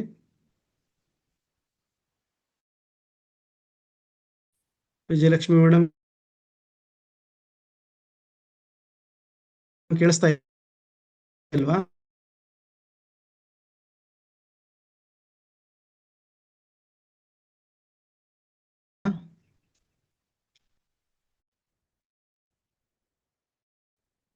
ಓಕೆ, ಕೇಳಿಸ್ತಾ ಇದೆ. Okay, thank you sir. ಈಗ ನಾವು ಇದನ್ನ ಕುಂಡ್ಲಿ ಹಾಕೊಂಡಾಗ, ಜನ್ಮ ಜಾತಕಗಳು ಹಾಕೊಂಡಾಗ ಯಾವ ತರ ಅಂತ ಹೇಳ್ಬಿಟ್ಟು ನೋಡಕ್ ಹೋದಾಗ, ಈಗ ಒಂದು ಉದಾಹರಣೆಗೆ ಮೊನ್ನೆ ಯಾರು ಕೇಳಿದ್ರು ಕಟಕ ಲಗ್ನ ಅಂದ್ರೆ ಹೆಂಗೆ, ಯಾವ ತರ ನೋಡ್ಬೇಕು ಅಂತ. ಈಗ ಕಾಲಪುರುಷನಿಗಾದ್ರೆ ಮೇಷದಿಂದ ತಗೊಂತೀರಿ, ಆದ್ರೆ ನಮಗೆಲ್ಲಿಂದ ತಗೊಳ್ಬೇಕು? ನಮ್ಮ ಜಾತಕಗಳು ಹಾಕೊಂಡಾಗ ನಮ್ಮ ಲಗ್ನ ಯಾವ್ದಿರ್ತದೆ ಅವನೇ ಉದಾಹರಣೆ ತಗೊಂಡಿದ್ದೀನಿ. ನಾನು ಇನ್ನೂ 2 ಉದಾಹರಣೆ ಕೊಡ್ತೀನಿ, ಅದಾದ್ಮೇಲೆ ಮಿಕ್ಕಿದ್ದು ನಿಮ್ಗೆ ಮನನ ಕೆಲಸ ಕೊಡ್ತೀನಿ, ಇವೆಲ್ಲ ಮಾಡಿದ್ ಕೊಡ್ಬೇಕು. ಕಟಕ ಲಗ್ನ 1, ಸಿಂಹ 2, ಕನ್ಯಾ 3, ತುಲಾ 4, ವೃಶ್ಚಿಕ 5, ಧನಸ್ಸು 6, ಮಕರ 7, ಕುಂಭ 8, ಮೀನ 9, ಮೇಷ 10, ವೃಷಭ 11, ಮಿಥುನ 12. ಈ ತರ ನಾವು ಈಗ ನಮ್ಮ ಭಾವಗಳನ್ನ ಚೇಂಜ್ ಮಾಡ್ಕೊಳ್ಬೇಕು. ಈಗ ಕಟಕ ಲಗ್ನದವ್ರಿಗೆ 1ನೇ ಮನೆ ಯಾವುದು? ತಲೆ, ಮೆದುಳು, ಮುಖ, ಆ ಭಾವಕಾರಕತ್ವಗಳೆಲ್ಲ ಏನಿದೆಯೋ ಈಗ ಏನು ಹೇಳ್ಕೊಂಡ್ ಬಂದ್ರೆ ಭಾವಕಾರಕತ್ವಗಳನ್ನ ಕಟಕ ಲಗ್ನದಿಂದ ನೋಡ್ಕೊಳ್ಬೇಕು. ಕಟಕ ಎಲ್ಲಿ 1 ನಂಬರ್ ಕೊಟ್ಟಿದ್ರೆ ಅದು ಲಗ್ನ ಅಂತ ಹೇಳ್ಬಿಟ್ಟು ಅಲ್ಲಿಂದ ನಾವು ನೋಡ್ಕೊಂಡು ಹೋಗ್ಬೇಕಾಗ್ತದೆ. 2ನೇ ಮನೆ ಕುತ್ತಿಗೆ, ಗಂಟಲು, ದವಡೆ ಎಲ್ಲಿ ಸಿಂಹ ರಾಶಿಯಿಂದ ನೋಡ್ಬೇಕಾಗ್ತದೆ. ಏನ್ ಏನ್ ಗುರುಗಳೇ, ನೀವು ಕೇಳೋದಕ್ಕೊಂದು ಪ್ರಶ್ನೆ ಏನಪ್ಪಾ ಅಂತ, ಏನ್ ಗುರುಗಳೇ ಈಗ ಒಂದನೇ ಮನೆಯಿಂದ ನೀವು ಈ ತರ ನೋಡ್ತಾ ಇದ್ದೀರಲ್ಲ, ಈಗ ಮೇಷರಾಶಿಯಿಂದ ನೀವು ಎಕ್ಸ್ಪ್ಲೇನ್ ನೋಡಿದ್ರೆ ಮತ್ತೆ ಕಟಕ ಲಗ್ನ ನೋಡ್ಬೇಕಾದ್ರೆ ಇದನ್ನ ಯಾವ ತರ ಡಿಫ್ರೆನ್ಸ್ ಹೊಡೆಯುತ್ತೆ ಅಂದಾಗ, ಪ್ರತಿ ಒಂದು ರಾಶಿಗೂ ಅದರದೇ ಆದ ಒಂದು ಕಾರಕತೆಗಳಿರ್ತದೆ. ಮೇಷದಕ್ಕೆ ಸ್ವರೂಪಗಳಿರ್ತದೆ, ಅದರ ಲಕ್ಷಣಗಳಿರ್ತದೆ. ಕಟಕ ರಾಶಿಗೆ ಅದರದೇ ಆದ ಒಂದು ಸ್ವರೂಪಗಳು, ಅದರ ಲಕ್ಷಣಗಳಿರ್ತದೆ. ನಾವು ಪ್ರಿಡಿಕ್ಟ್ ಮಾಡ್ತಿರ್ಬೇಕಾದ್ರೆ ಈ ಒಂದು ಕಟಕ ರಾಶಿಯ ಸ್ವರೂಪಗಳು, ಲಕ್ಷಣಗಳು, ಮತ್ತೆ ಸಿಂಹ ರಾಶಿದು ಏನಿದೆಯೋ ಆ ಭಾವದ್ದು ಆ ಒಂದು ಪ್ರಿಡಿಕ್ಷನ್ಸು, ಸ್ವರೂಪಗಳು, ಲಕ್ಷಣಗಳು, ಮತ್ತೆ ನಮ್ಮ ಭಾವಕಾರಕತ್ವಗಳು ಎರಡೂ ನಾವು ಮಿಕ್ಸ್ ಮಾಡಿಕೊಂಡು ನಾವು ಪ್ರಿಡಿಕ್ಷನ್ಸ್ ಹೇಳ್ಬೇಕಾಗ್ತದೆ. ಆವಾಗ ಹೇಳ್ಬೇಕಾದ್ರೆ ನಮ್ಮ ಪ್ರಿಡಿಕ್ಷನ್ಸ್ ತುಂಬಾ ಚೆನ್ನಾಗಿ ಬರ್ತದೆ. ಅದಕ್ಕೆ ನಾನು ನಿಮ್ಗೆ ಇದನ್ನ ಒಂದೊಂದು ಎಕ್ಸಾಂಪಲ್ ಕೊಟ್ಟು, 2-3 ಎಕ್ಸಾಂಪಲ್ ಕೊಟ್ಟು ನಾನು ಮುಂದೆ ಹೋಗ್ತೀನಿ. 4ನೇ ಮನೆ ಎದೆ ಹೃದಯ ಪಕ್ಕೆಲುಬುಗಳು, ವೃಶ್ಚಿಕ 4ನೇ ಮನೆ ತುಲಾ ರಾಶಿ ಅಂತ ಹೇಳ್ಕೊಳ್ಳಿ ಎಕ್ಸಾಂಪಲ್ಗೆ.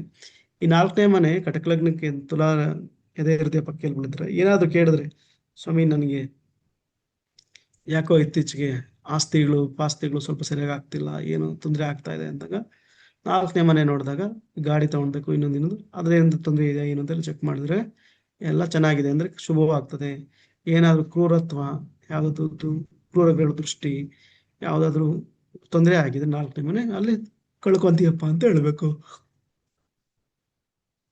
ವಿಷ್ಣು ವಿಷ್ಣು ವಿಷ್ಣು ಈ ತರ ಇರ್ತಕ್ಕಂಥದ್ದು. ಇದು ನಾವು ಪ್ರಿಡಿಕ್ಟ್ ಮಾಡ್ಕೊಬೇಕು. ಈಗ ಕಟಕ ಲಗ್ನಕ್ಕೆ 7ನೇ ಮನೆ ಯಾವುದು? ಮಕರ ಲಗ್ನ, ಮಕರ ರಾಶಿ. 7ನೇ ಮನೆ ನಡು ಭಾಗ ಮೂತ್ರಕೋಶ ಗುಪ್ತಾಂಗಗಳು. ಅಲ್ಲಿಂದ 7ನೇ ಮನೆಯಿಂದ ನಾವು ಮಕರ ರಾಶಿಯಿಂದ ಪ್ರಿಡಿಕ್ಟ್ ಮಾಡ್ಬೇಕಾಗ್ತದೆ. ಅಷ್ಟೊತ್ತು ನಾನು ಅದಕ್ಕೆ ಮುಂಚೆ ಹೇಳಿದ್ದೆಲ್ಲನು ಕಾಲಪುರುಷಂದು. ಈಗ ನಾನು ಜಾತಕದ ಲಗ್ನ ಕುಂಡಲಿ ಮಾತಾಡ್ತೇನೆ, ಅಂಶ ಕುಂಡಲಿ ಮಾತಾಡ್ತಾ ಇದ್ದೀನಿ, ಲಗ್ನ ಕುಂಡಲಿ ಬಗ್ಗೆ ಮಾತಾಡ್ತಾ ಇದ್ದೀನಿ, ಜನ್ಮ ಕುಂಡಲಿ ಬಗ್ಗೆ ಮಾತಾಡ್ತಾ ಇದ್ದೀನಿ. ಇದು ಈ ಕಟಕ ಇಂದ ಕೌಂಟ್ ಮಾಡ್ಕೊಂಡು ಹೋದಾಗ ನಮಗೆ ನೀಟಾಗಿ ಹೇಳ್ತದೆ. ನನಗೆ ಯಾರಿಗಾದ್ರೂ ಸ್ವಾಮಿ ನನಗೆ ಏನೋ ಸ್ವಲ್ಪ ಯೂರಿನ್ ಇನ್ಫೆಕ್ಷನ್ಸ್ ಜಾಸ್ತಿ ಆಗ್ತದೆ ಸ್ವಾಮಿ ಅಂದಾಗ ನಾವು ನೋಡ್ಬೇಕಾಗಿರೋದು ಫಸ್ಟ್ 7ನೇ ಮನೆ ನೋಡ್ಬೇಕು.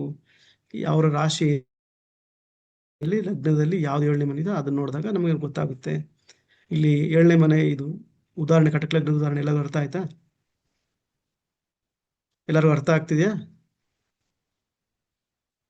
ಸರ್? ಕೇಳಿಸ್ತಾ ಇದೆಯಾ?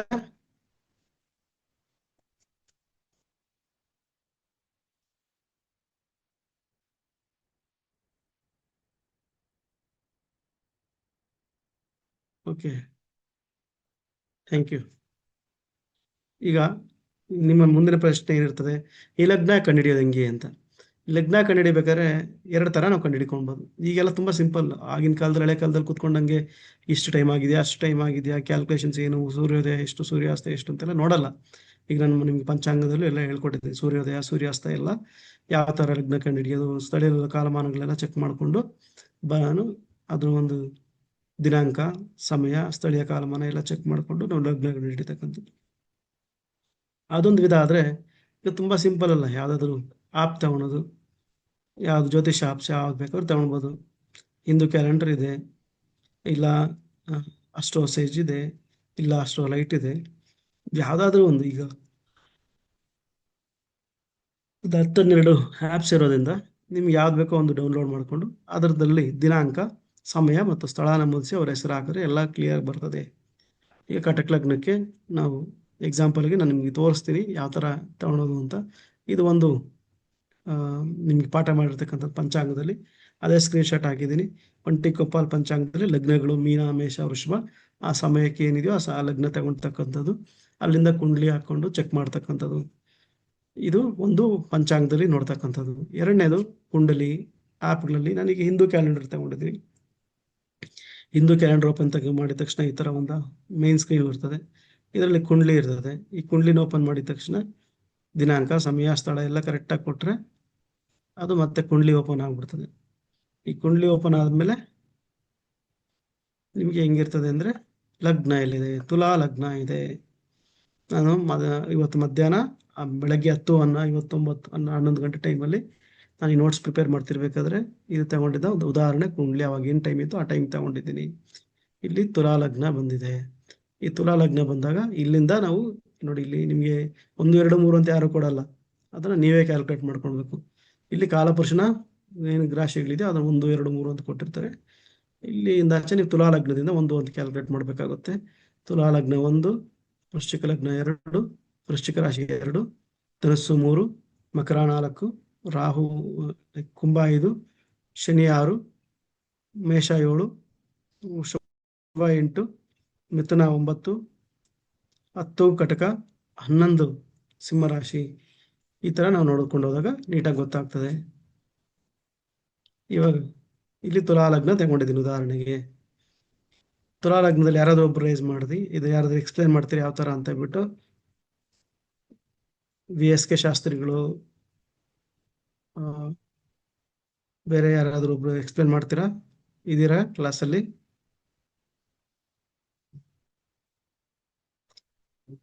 ಓಕೆ, ಯಾರು ರೈಸ್ ಮಾಡಿಲ್ಲ ಹ್ಯಾಂಡು.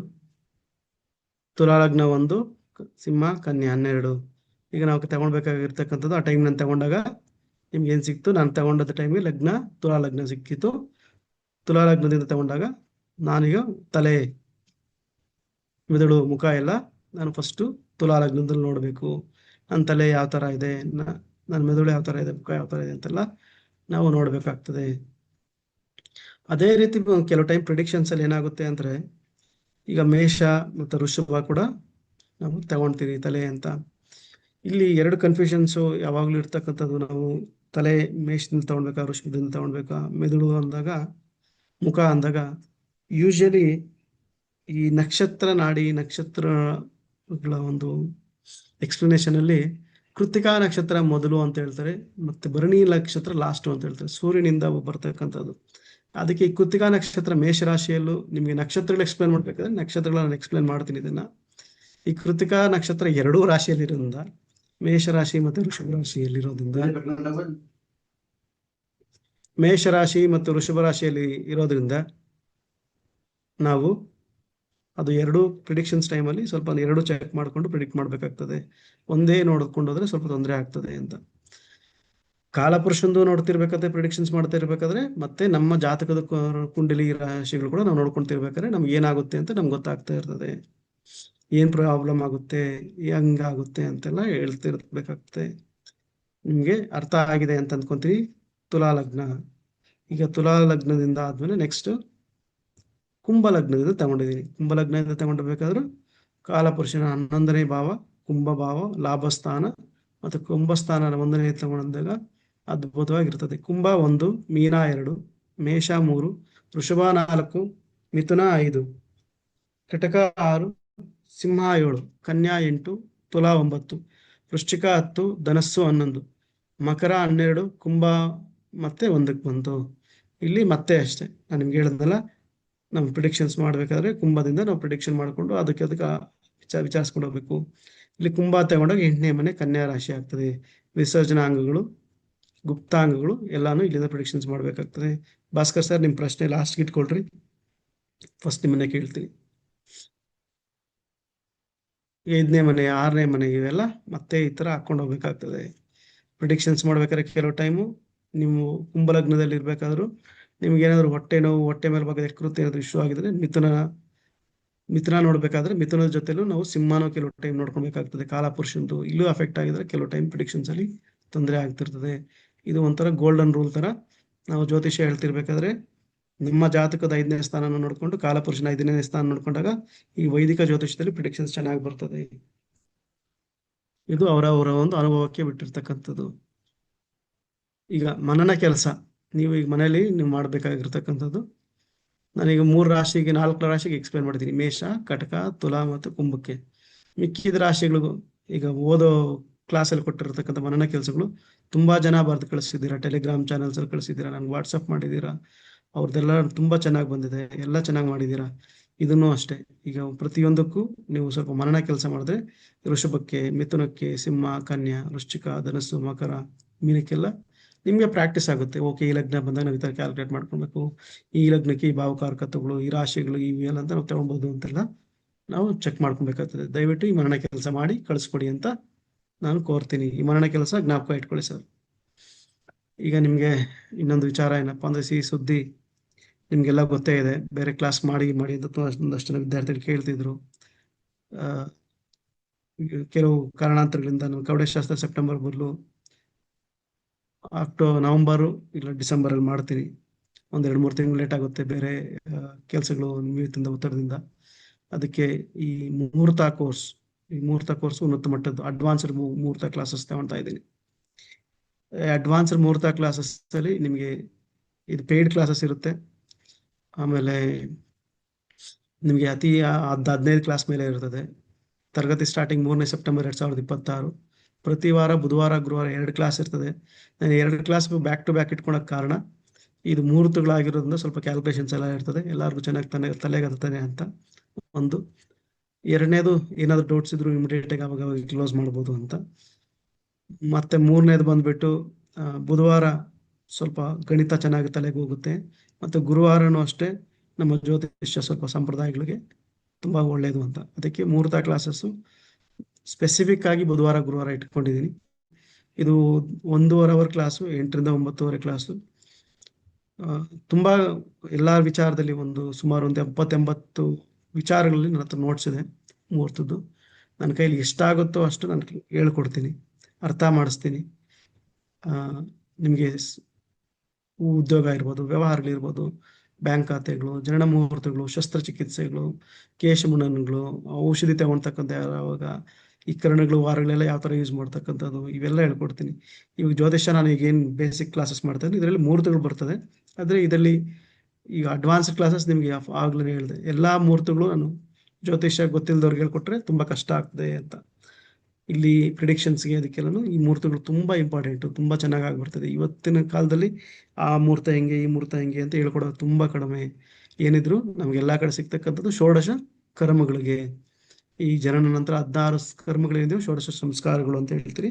ಅದಕ್ಕೆ ಮಾತ್ರ ಎಲ್ಲಾ ಕಡೆ ಮುಹೂರ್ತಗಳಲ್ಲಿ ಅಲ್ಲಿ ಇಲ್ಲಿ ಕೊಡ್ತಾರೆ. ಆದ್ರೆ ಮಿಕ್ಕಿದ ಎಲ್ಲಾ ವಿಚಾರಗಳು ನಾವು ಅಲ್ಲಿ ಹುಡುಕ್ಬೇಕು, ಇಲ್ಲಿ ಹುಡುಕ್ಬೇಕು, ಅವ್ರ ಹತ್ರ ಕೇಳ್ಬೇಕು, ಇವ್ರ ಹತ್ರ ಕೇಳ್ಬೇಕು, ಅಲ್ಲೇನ್ ಸಿಗುತ್ತಾ ಇಲ್ಲೇನ್ ಸಿಗುತ್ತಾ, ಗೂಗಲಲ್ಲಿ ಸಿಗುತ್ತಾ, ಅವ್ರು ಯಾವ ತರ ಮಾಡ್ತಾರೆ ಈ ತರ ಮಾಡ್ತಾರೆ ಅದೆಲ್ಲ ಹಾಕೊಂಡು ಕನ್ಫ್ಯೂಷನ್ ಆಗ್ಬಿಟ್ಟು ಯಾವ ಗ್ರಹ ಎಲ್ಲಿದೆ ಏನು ಅಂತೆಲ್ಲ ಅರ್ಧಂಬರ್ಧ ಮುಹೂರ್ತಗಳೆಲ್ಲ ಇಡೋದನ್ನೆಲ್ಲ ತಪ್ಪಿಸೋದಕ್ಕೆ ಅದ್ಭುತವಾಗಿ ನಿಮ್ಗೆ ಒಳ್ಳೆ ಮುಹೂರ್ತಗಳು, ಎಷ್ಟು ಕಾಂಬಿನೇಷನ್ಸ್ ಆದ್ರೆ ಅಷ್ಟು ಕಾಂಬಿನೇಷನ್ಸ್ ಮುಹೂರ್ತಗಳು ಹೆಚ್ಚಿಗೆ ಕೊಡ್ಬೇಕು ಅಂತ ಅಡ್ವಾನ್ಸ್ಡ್ ಕ್ಲಾಸಸ್ ಮಾಡ್ತಾ ಇದೀನಿ. ಇದು ಪೇಯ್ಡ್ ಕ್ಲಾಸಸ್ ಇರುತ್ತೆ. ಇದು ವಿಜಯಲಕ್ಷ್ಮಿ ಮೇಡಮ್ ಅವ್ರನ್ನ ರೀಚ್ ಔಟ್ ಆಗಿ ಯಾರಿಗೆ ಇಂಟ್ರೆಸ್ಟ್ ಇದೆಯೋ ಅವ್ರಿಗೆ ತುಂಬಾ ಕಡಿಮೆ. ನನ್ನ ಪ್ರಕಾರ ನಾವು ಕಲಿಬೇಕಂದಾಗ ನಾನೆಲ್ಲ ತುಂಬಾ ಜಾಸ್ತಿ ದುಡ್ಡು ಕೊಟ್ಟು ಕಲ್ತಿದ್ದೀರಿ. ನಾನು ಕಲಿಬೇಕಾದ್ರೆ 16,000, 18,000, 21,000 ಎಲ್ಲ ತಗೊಳ್ತಿದ್ರು. ಅಂದ್ರೆ ಇಲ್ಲಿ ಕರ್ನಾಟಕದಲ್ಲಿ ಯಾರು ಅಷ್ಟೊಂದು ಬೇಗ ಹೇಳ್ಕೊಡೋರು ಇರಲಿಲ್ಲ. ಬೇರೆಯವ್ರ ಹತ್ರ ತುಂಬಾ ಜಾಸ್ತಿ ದುಡ್ಡು ಕೊಟ್ಟು ಅದು ಕಲ್ತಿದ್ದೀರಿ. ಆದ್ರೂ ಪರವಾಗಿಲ್ಲ, ವಿದ್ಯಾರ್ಥಿಗಳನ್ನಷ್ಟನ್ನ ಕೇಳಿದ್ರು ಕಡಿಮೆ ಬಡ್ಜೆಟ್ ಅಲ್ಲಿ ಇರ್ಲಿ ಅಂತ. 1,500 ರೂಪಾಯಿ ಇದು ಸಂಪೂರ್ಣ ಕ್ಲಾಸ್ಗೆ. ಇದು ಆದಷ್ಟು ನಾನು 1 ತಿಂಗಳಲ್ಲೇ ನಿಮ್ಗೆ ಸಂಪೂರ್ಣವಾಗಿ ಹೇಳ್ಕೊಡ್ಬೇಕು ಅಂತ ಅಂದ್ಕೊಂಡಿದ್ದೀನಿ. ಅಕಸ್ಮಾತ್ ಏನಾದರೂ 1 ತಿಂಗಳಲ್ಲಿ ಮುಗ್ದಿಲ್ಲ ಅಂದ್ರೆ ನಾನು ಕಂಟಿನ್ಯೂ ಮಾಡ್ತೀನಿ. 15 ಕ್ಲಾಸ್ ಅಂತ ಏನಿಲ್ಲ, ನಾನು ಏನೇನು ಹೇಳ್ಕೊಡ್ಬೇಕು ಅಂತ ಅಂದ್ಕೊಂಡಿದ್ದೀನಿ ಎಲ್ಲಾ ಮುಹೂರ್ತಗಳು ನಿಮ್ಗೆ ಹೇಳ್ಕೊಡ್ತೀನಿ.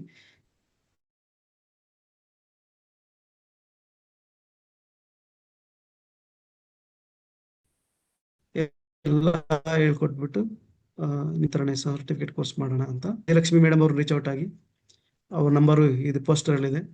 ಯಾರೇ ಆಗ್ಲಿ ಆ ಗ್ರೂಪ್ ಸೇರಿಸ್ಬೇಕು ಅಂತ ಕೇಳ್ತಕ್ಕಂಥವ್ರು ಇದರಲ್ಲಿ ಪೇಮೆಂಟ್ ಸ್ಕ್ರೀನ್ ಶಾಟ್ ಅವ್ರಿಗೆ ಕಳ್ಸಿಕೊಟ್ಬಿಟ್ಟು ಗ್ರೂಪ್ ಆಡ್ ಮಾಡಕ್ಕೆ ಹೇಳಿ. ಪೇಮೆಂಟ್ ಮಾಡಿದ್ದೀರಾ ಇವತ್ತು ನೀವು ಜಾಯಿನ್ ಆಗಿದ್ರು, ನಾನು ಕ್ಲಾಸ್ ಶುರು ಮಾಡೋಕ್ಕೆ ಮುಂಚೆ ನಾವು ಇದನ್ನು ತೆಗಿತೀರಿ. ಆಮೇಲೆ ಕನ್ಸೆಷನ್ ತುಂಬಾ ಕಡಿಮೆ ಇಟ್ಟಿರೋದ್ರಿಂದ ಅಮೌಂಟ್ ನಾವು ಕನ್ಸೆಷನ್ ಅಂತ ಏನಿಲ್ಲ. ಎಲ್ಲರೂ ಅದೇನು ಹೇಳ್ತಾರೆ, ನಾವು 5,000 ತೋರಿಸ್ಬಿಟ್ಟು 3,500 ಡಿಸ್ಕೌಂಟ್ 1,500 ಪೇ ಮಾಡಿ ಅಂದ್ರೆ 1,500 ಪೇ ಮಾಡ್ಬಿಡ್ತಾರೆ, 2,000 ಪೇ ಮಾಡಿ ಅಂದ್ರೆ ಪೇ ಮಾಡ್ಬಿಡ್ತಾರೆ. ಆ ಥರ ಯಾವುದು ಒಂದು ವ್ಯವಹಾರ ಬಿಸ್ನೆಸ್ ನಾನು ಮಾಡ್ತಿಲ್ಲ. ಇದು ಜ್ಞಾನ ಆರ್ಜನೆಗೆ ನನಗೆ ಗೊತ್ತಿರ್ತಕ್ಕಂಥ ಎಲ್ಲ ವಿಚಾರಗಳು ಹೇಳ್ಕೊಡ್ಬೇಕು ಅಂತ ಹೇಳ್ಬಿಟ್ಟು ಈಗ ಕವಡೆಶಾಸ್ತ್ರ ಲೇಟ್ ಆಗಿರೋದ್ರಿಂದ ಈ ಮುಹೂರ್ತ ಕೋರ್ಸು ನಾನು ಶುರು ಮಾಡಿದ್ದೀನಿ. ಸೆಪ್ಟೆಂಬರ್ 3ರಿಂದ ಇದು ಗುರುವಾರ ಶುರು ಆಗ್ತದೆ, ಮತ್ತೆ ತದನಂತರ ಬುಧವಾರ ಗುರುವಾರ ಹೋಗ್ತದೆ. ಒಂದು 15 ಕ್ಲಾಸ್ ಅಂತ ಅಂದ್ಕೊತಾ ಇದ್ದೀನಿ. ಅದನ್ನೇ ಯಾರೋ ಒಬ್ರು ಕೇಳಿದ್ರು, ಮುಹೂರ್ತಗಳಿಗೆ 15 ಕ್ಲಾಸು 1.5 ಅವರು ಏನು ಒಂದು 25-30 ಅವರ್ ಕಲಿಯೋಷ್ಟಿದೆಯಾ ಅಂತ. ಕಲಿತಿರ್ಬೇಕಾದ್ರೆ ನಿಮಗೆ ಗೊತ್ತಾಗುತ್ತೆ ಇದೆಯಾ ಇಲ್ಲ ರಿಕ್ವೈರ್ಮೆಂಟ್ ಅಂತ. ತುಂಬಾ ಅದ್ಭುತವಾಗಿರ್ತದೆ.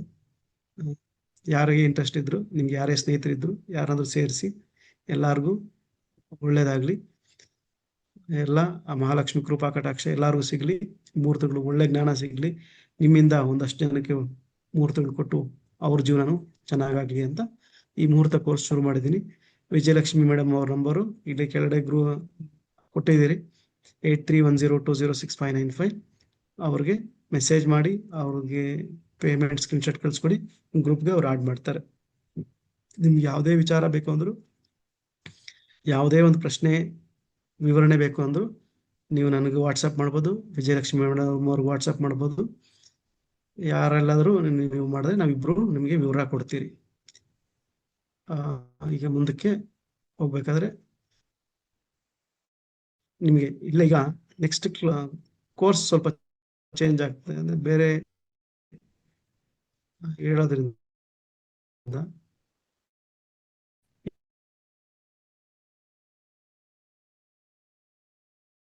ಇಲ್ಲಿ ನಿಮ್ಗೆ ಏನಾದ್ರು ಪ್ರಶ್ನೆ ಇದ್ರೆ, ಈಗ ಎಲ್ಲ ನಾನು ಮ್ಯೂಟ್ ಮಾಡಿದ್ದೀನಿ, ಎಲ್ಲಾರು ಕೇಳ್ಬೋದು. ಅದ್ರ ಪ್ರಶ್ನೆ ಇದೆಯಾ ಇಷ್ಟೊತ್ತು ಮಾಡಿದ ಪಾಠದಲ್ಲಾಗ್ಲಿ, ಇಲ್ಲ ಮುಹೂರ್ತ ಕೋರ್ಸ್ ಬಗ್ಗೆ ಆಗ್ಲಿ, ಯಾರಿಗಾದ್ರೂ ಏನಾದ್ರು ಪ್ರಶ್ನೆ? ನಮಸ್ತೆ. Motorola Moto ಜಿಸ್. ಸರ್ ನಮಸ್ತೆ.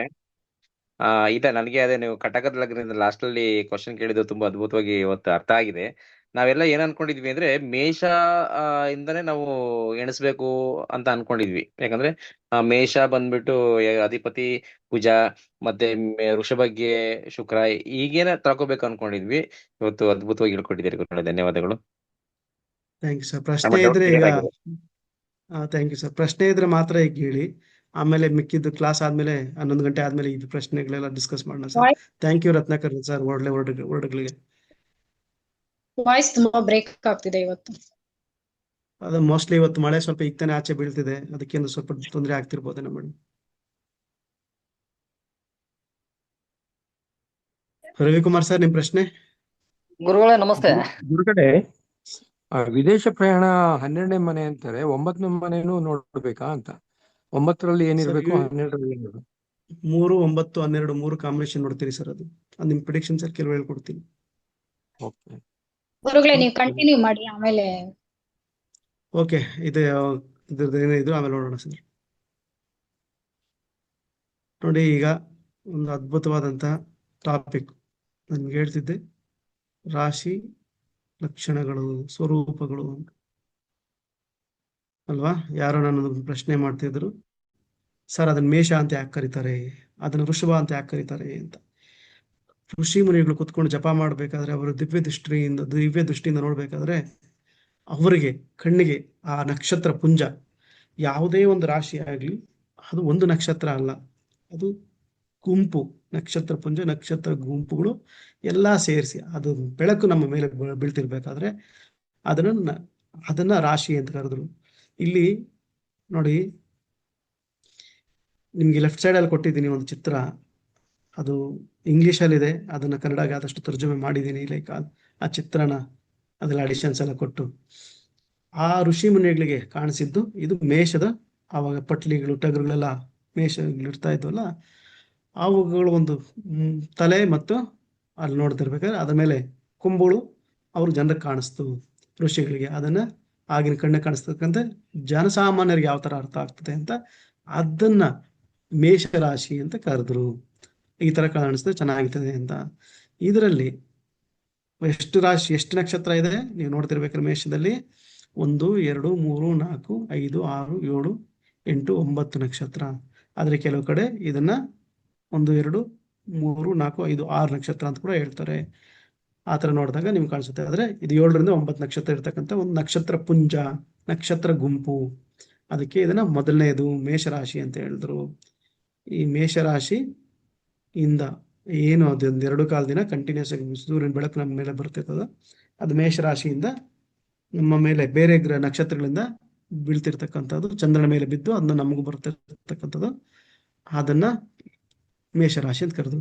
ಇದರ ಒಂದು ಸ್ವಭಾವಗಳು ಹೆಂಗಿರ್ತದೆ, ರಾಶಿ ಸ್ವರೂಪ ಹೆಂಗಿದೆ ಅಂದ್ರೆ, ಆದ್ಯ ಸ್ಮೃತೋ ಮೇಷ ಸಮಾನ ಮೂರ್ತಿ ಕಾಲಸ್ಯ ಮೂರ್ಧಾಗದಿತ ಪುರಾಣ್ಯ ಸೋಚ ವಿಕಾಸಂಚ ಕಂದರಾದ್ರಿಸೇನಾಗ್ನಿ ಧಾತ್ವಕಾರ ರತ್ನಭೂಮಿ ತಥಾ ಚ ನೀಲಕಂಠ. ನೋಡಿ, ನೀಲಕಂಠ, ತಾಜಿಕ ಇವೆಲ್ಲನೂ ನೀಲಕಂಠ ಅಂತಕ್ಕಂಥ ಋಷಿಮುನಿ ಶ್ಲೋಕ ಮಾಡಿರ್ತಕ್ಕಂಥದ್ದು, ಅದನ್ನ ಪರಾಶರರು ಕೂಡ ಕೊಟ್ಟಿರ್ತಕ್ಕಂಥದ್ದು. ಈ ನೀಲಕಂಠ ಯಾರು ಅಂದ್ರೆ ಪರಾಶರ ಕೊಟ್ಟಿರ್ತಕ್ಕಂಥದ್ದು ನೀಲಕಂಠ ಅವರು ಬರೆದಿರ್ತಕ್ಕಂಥದ್ದು.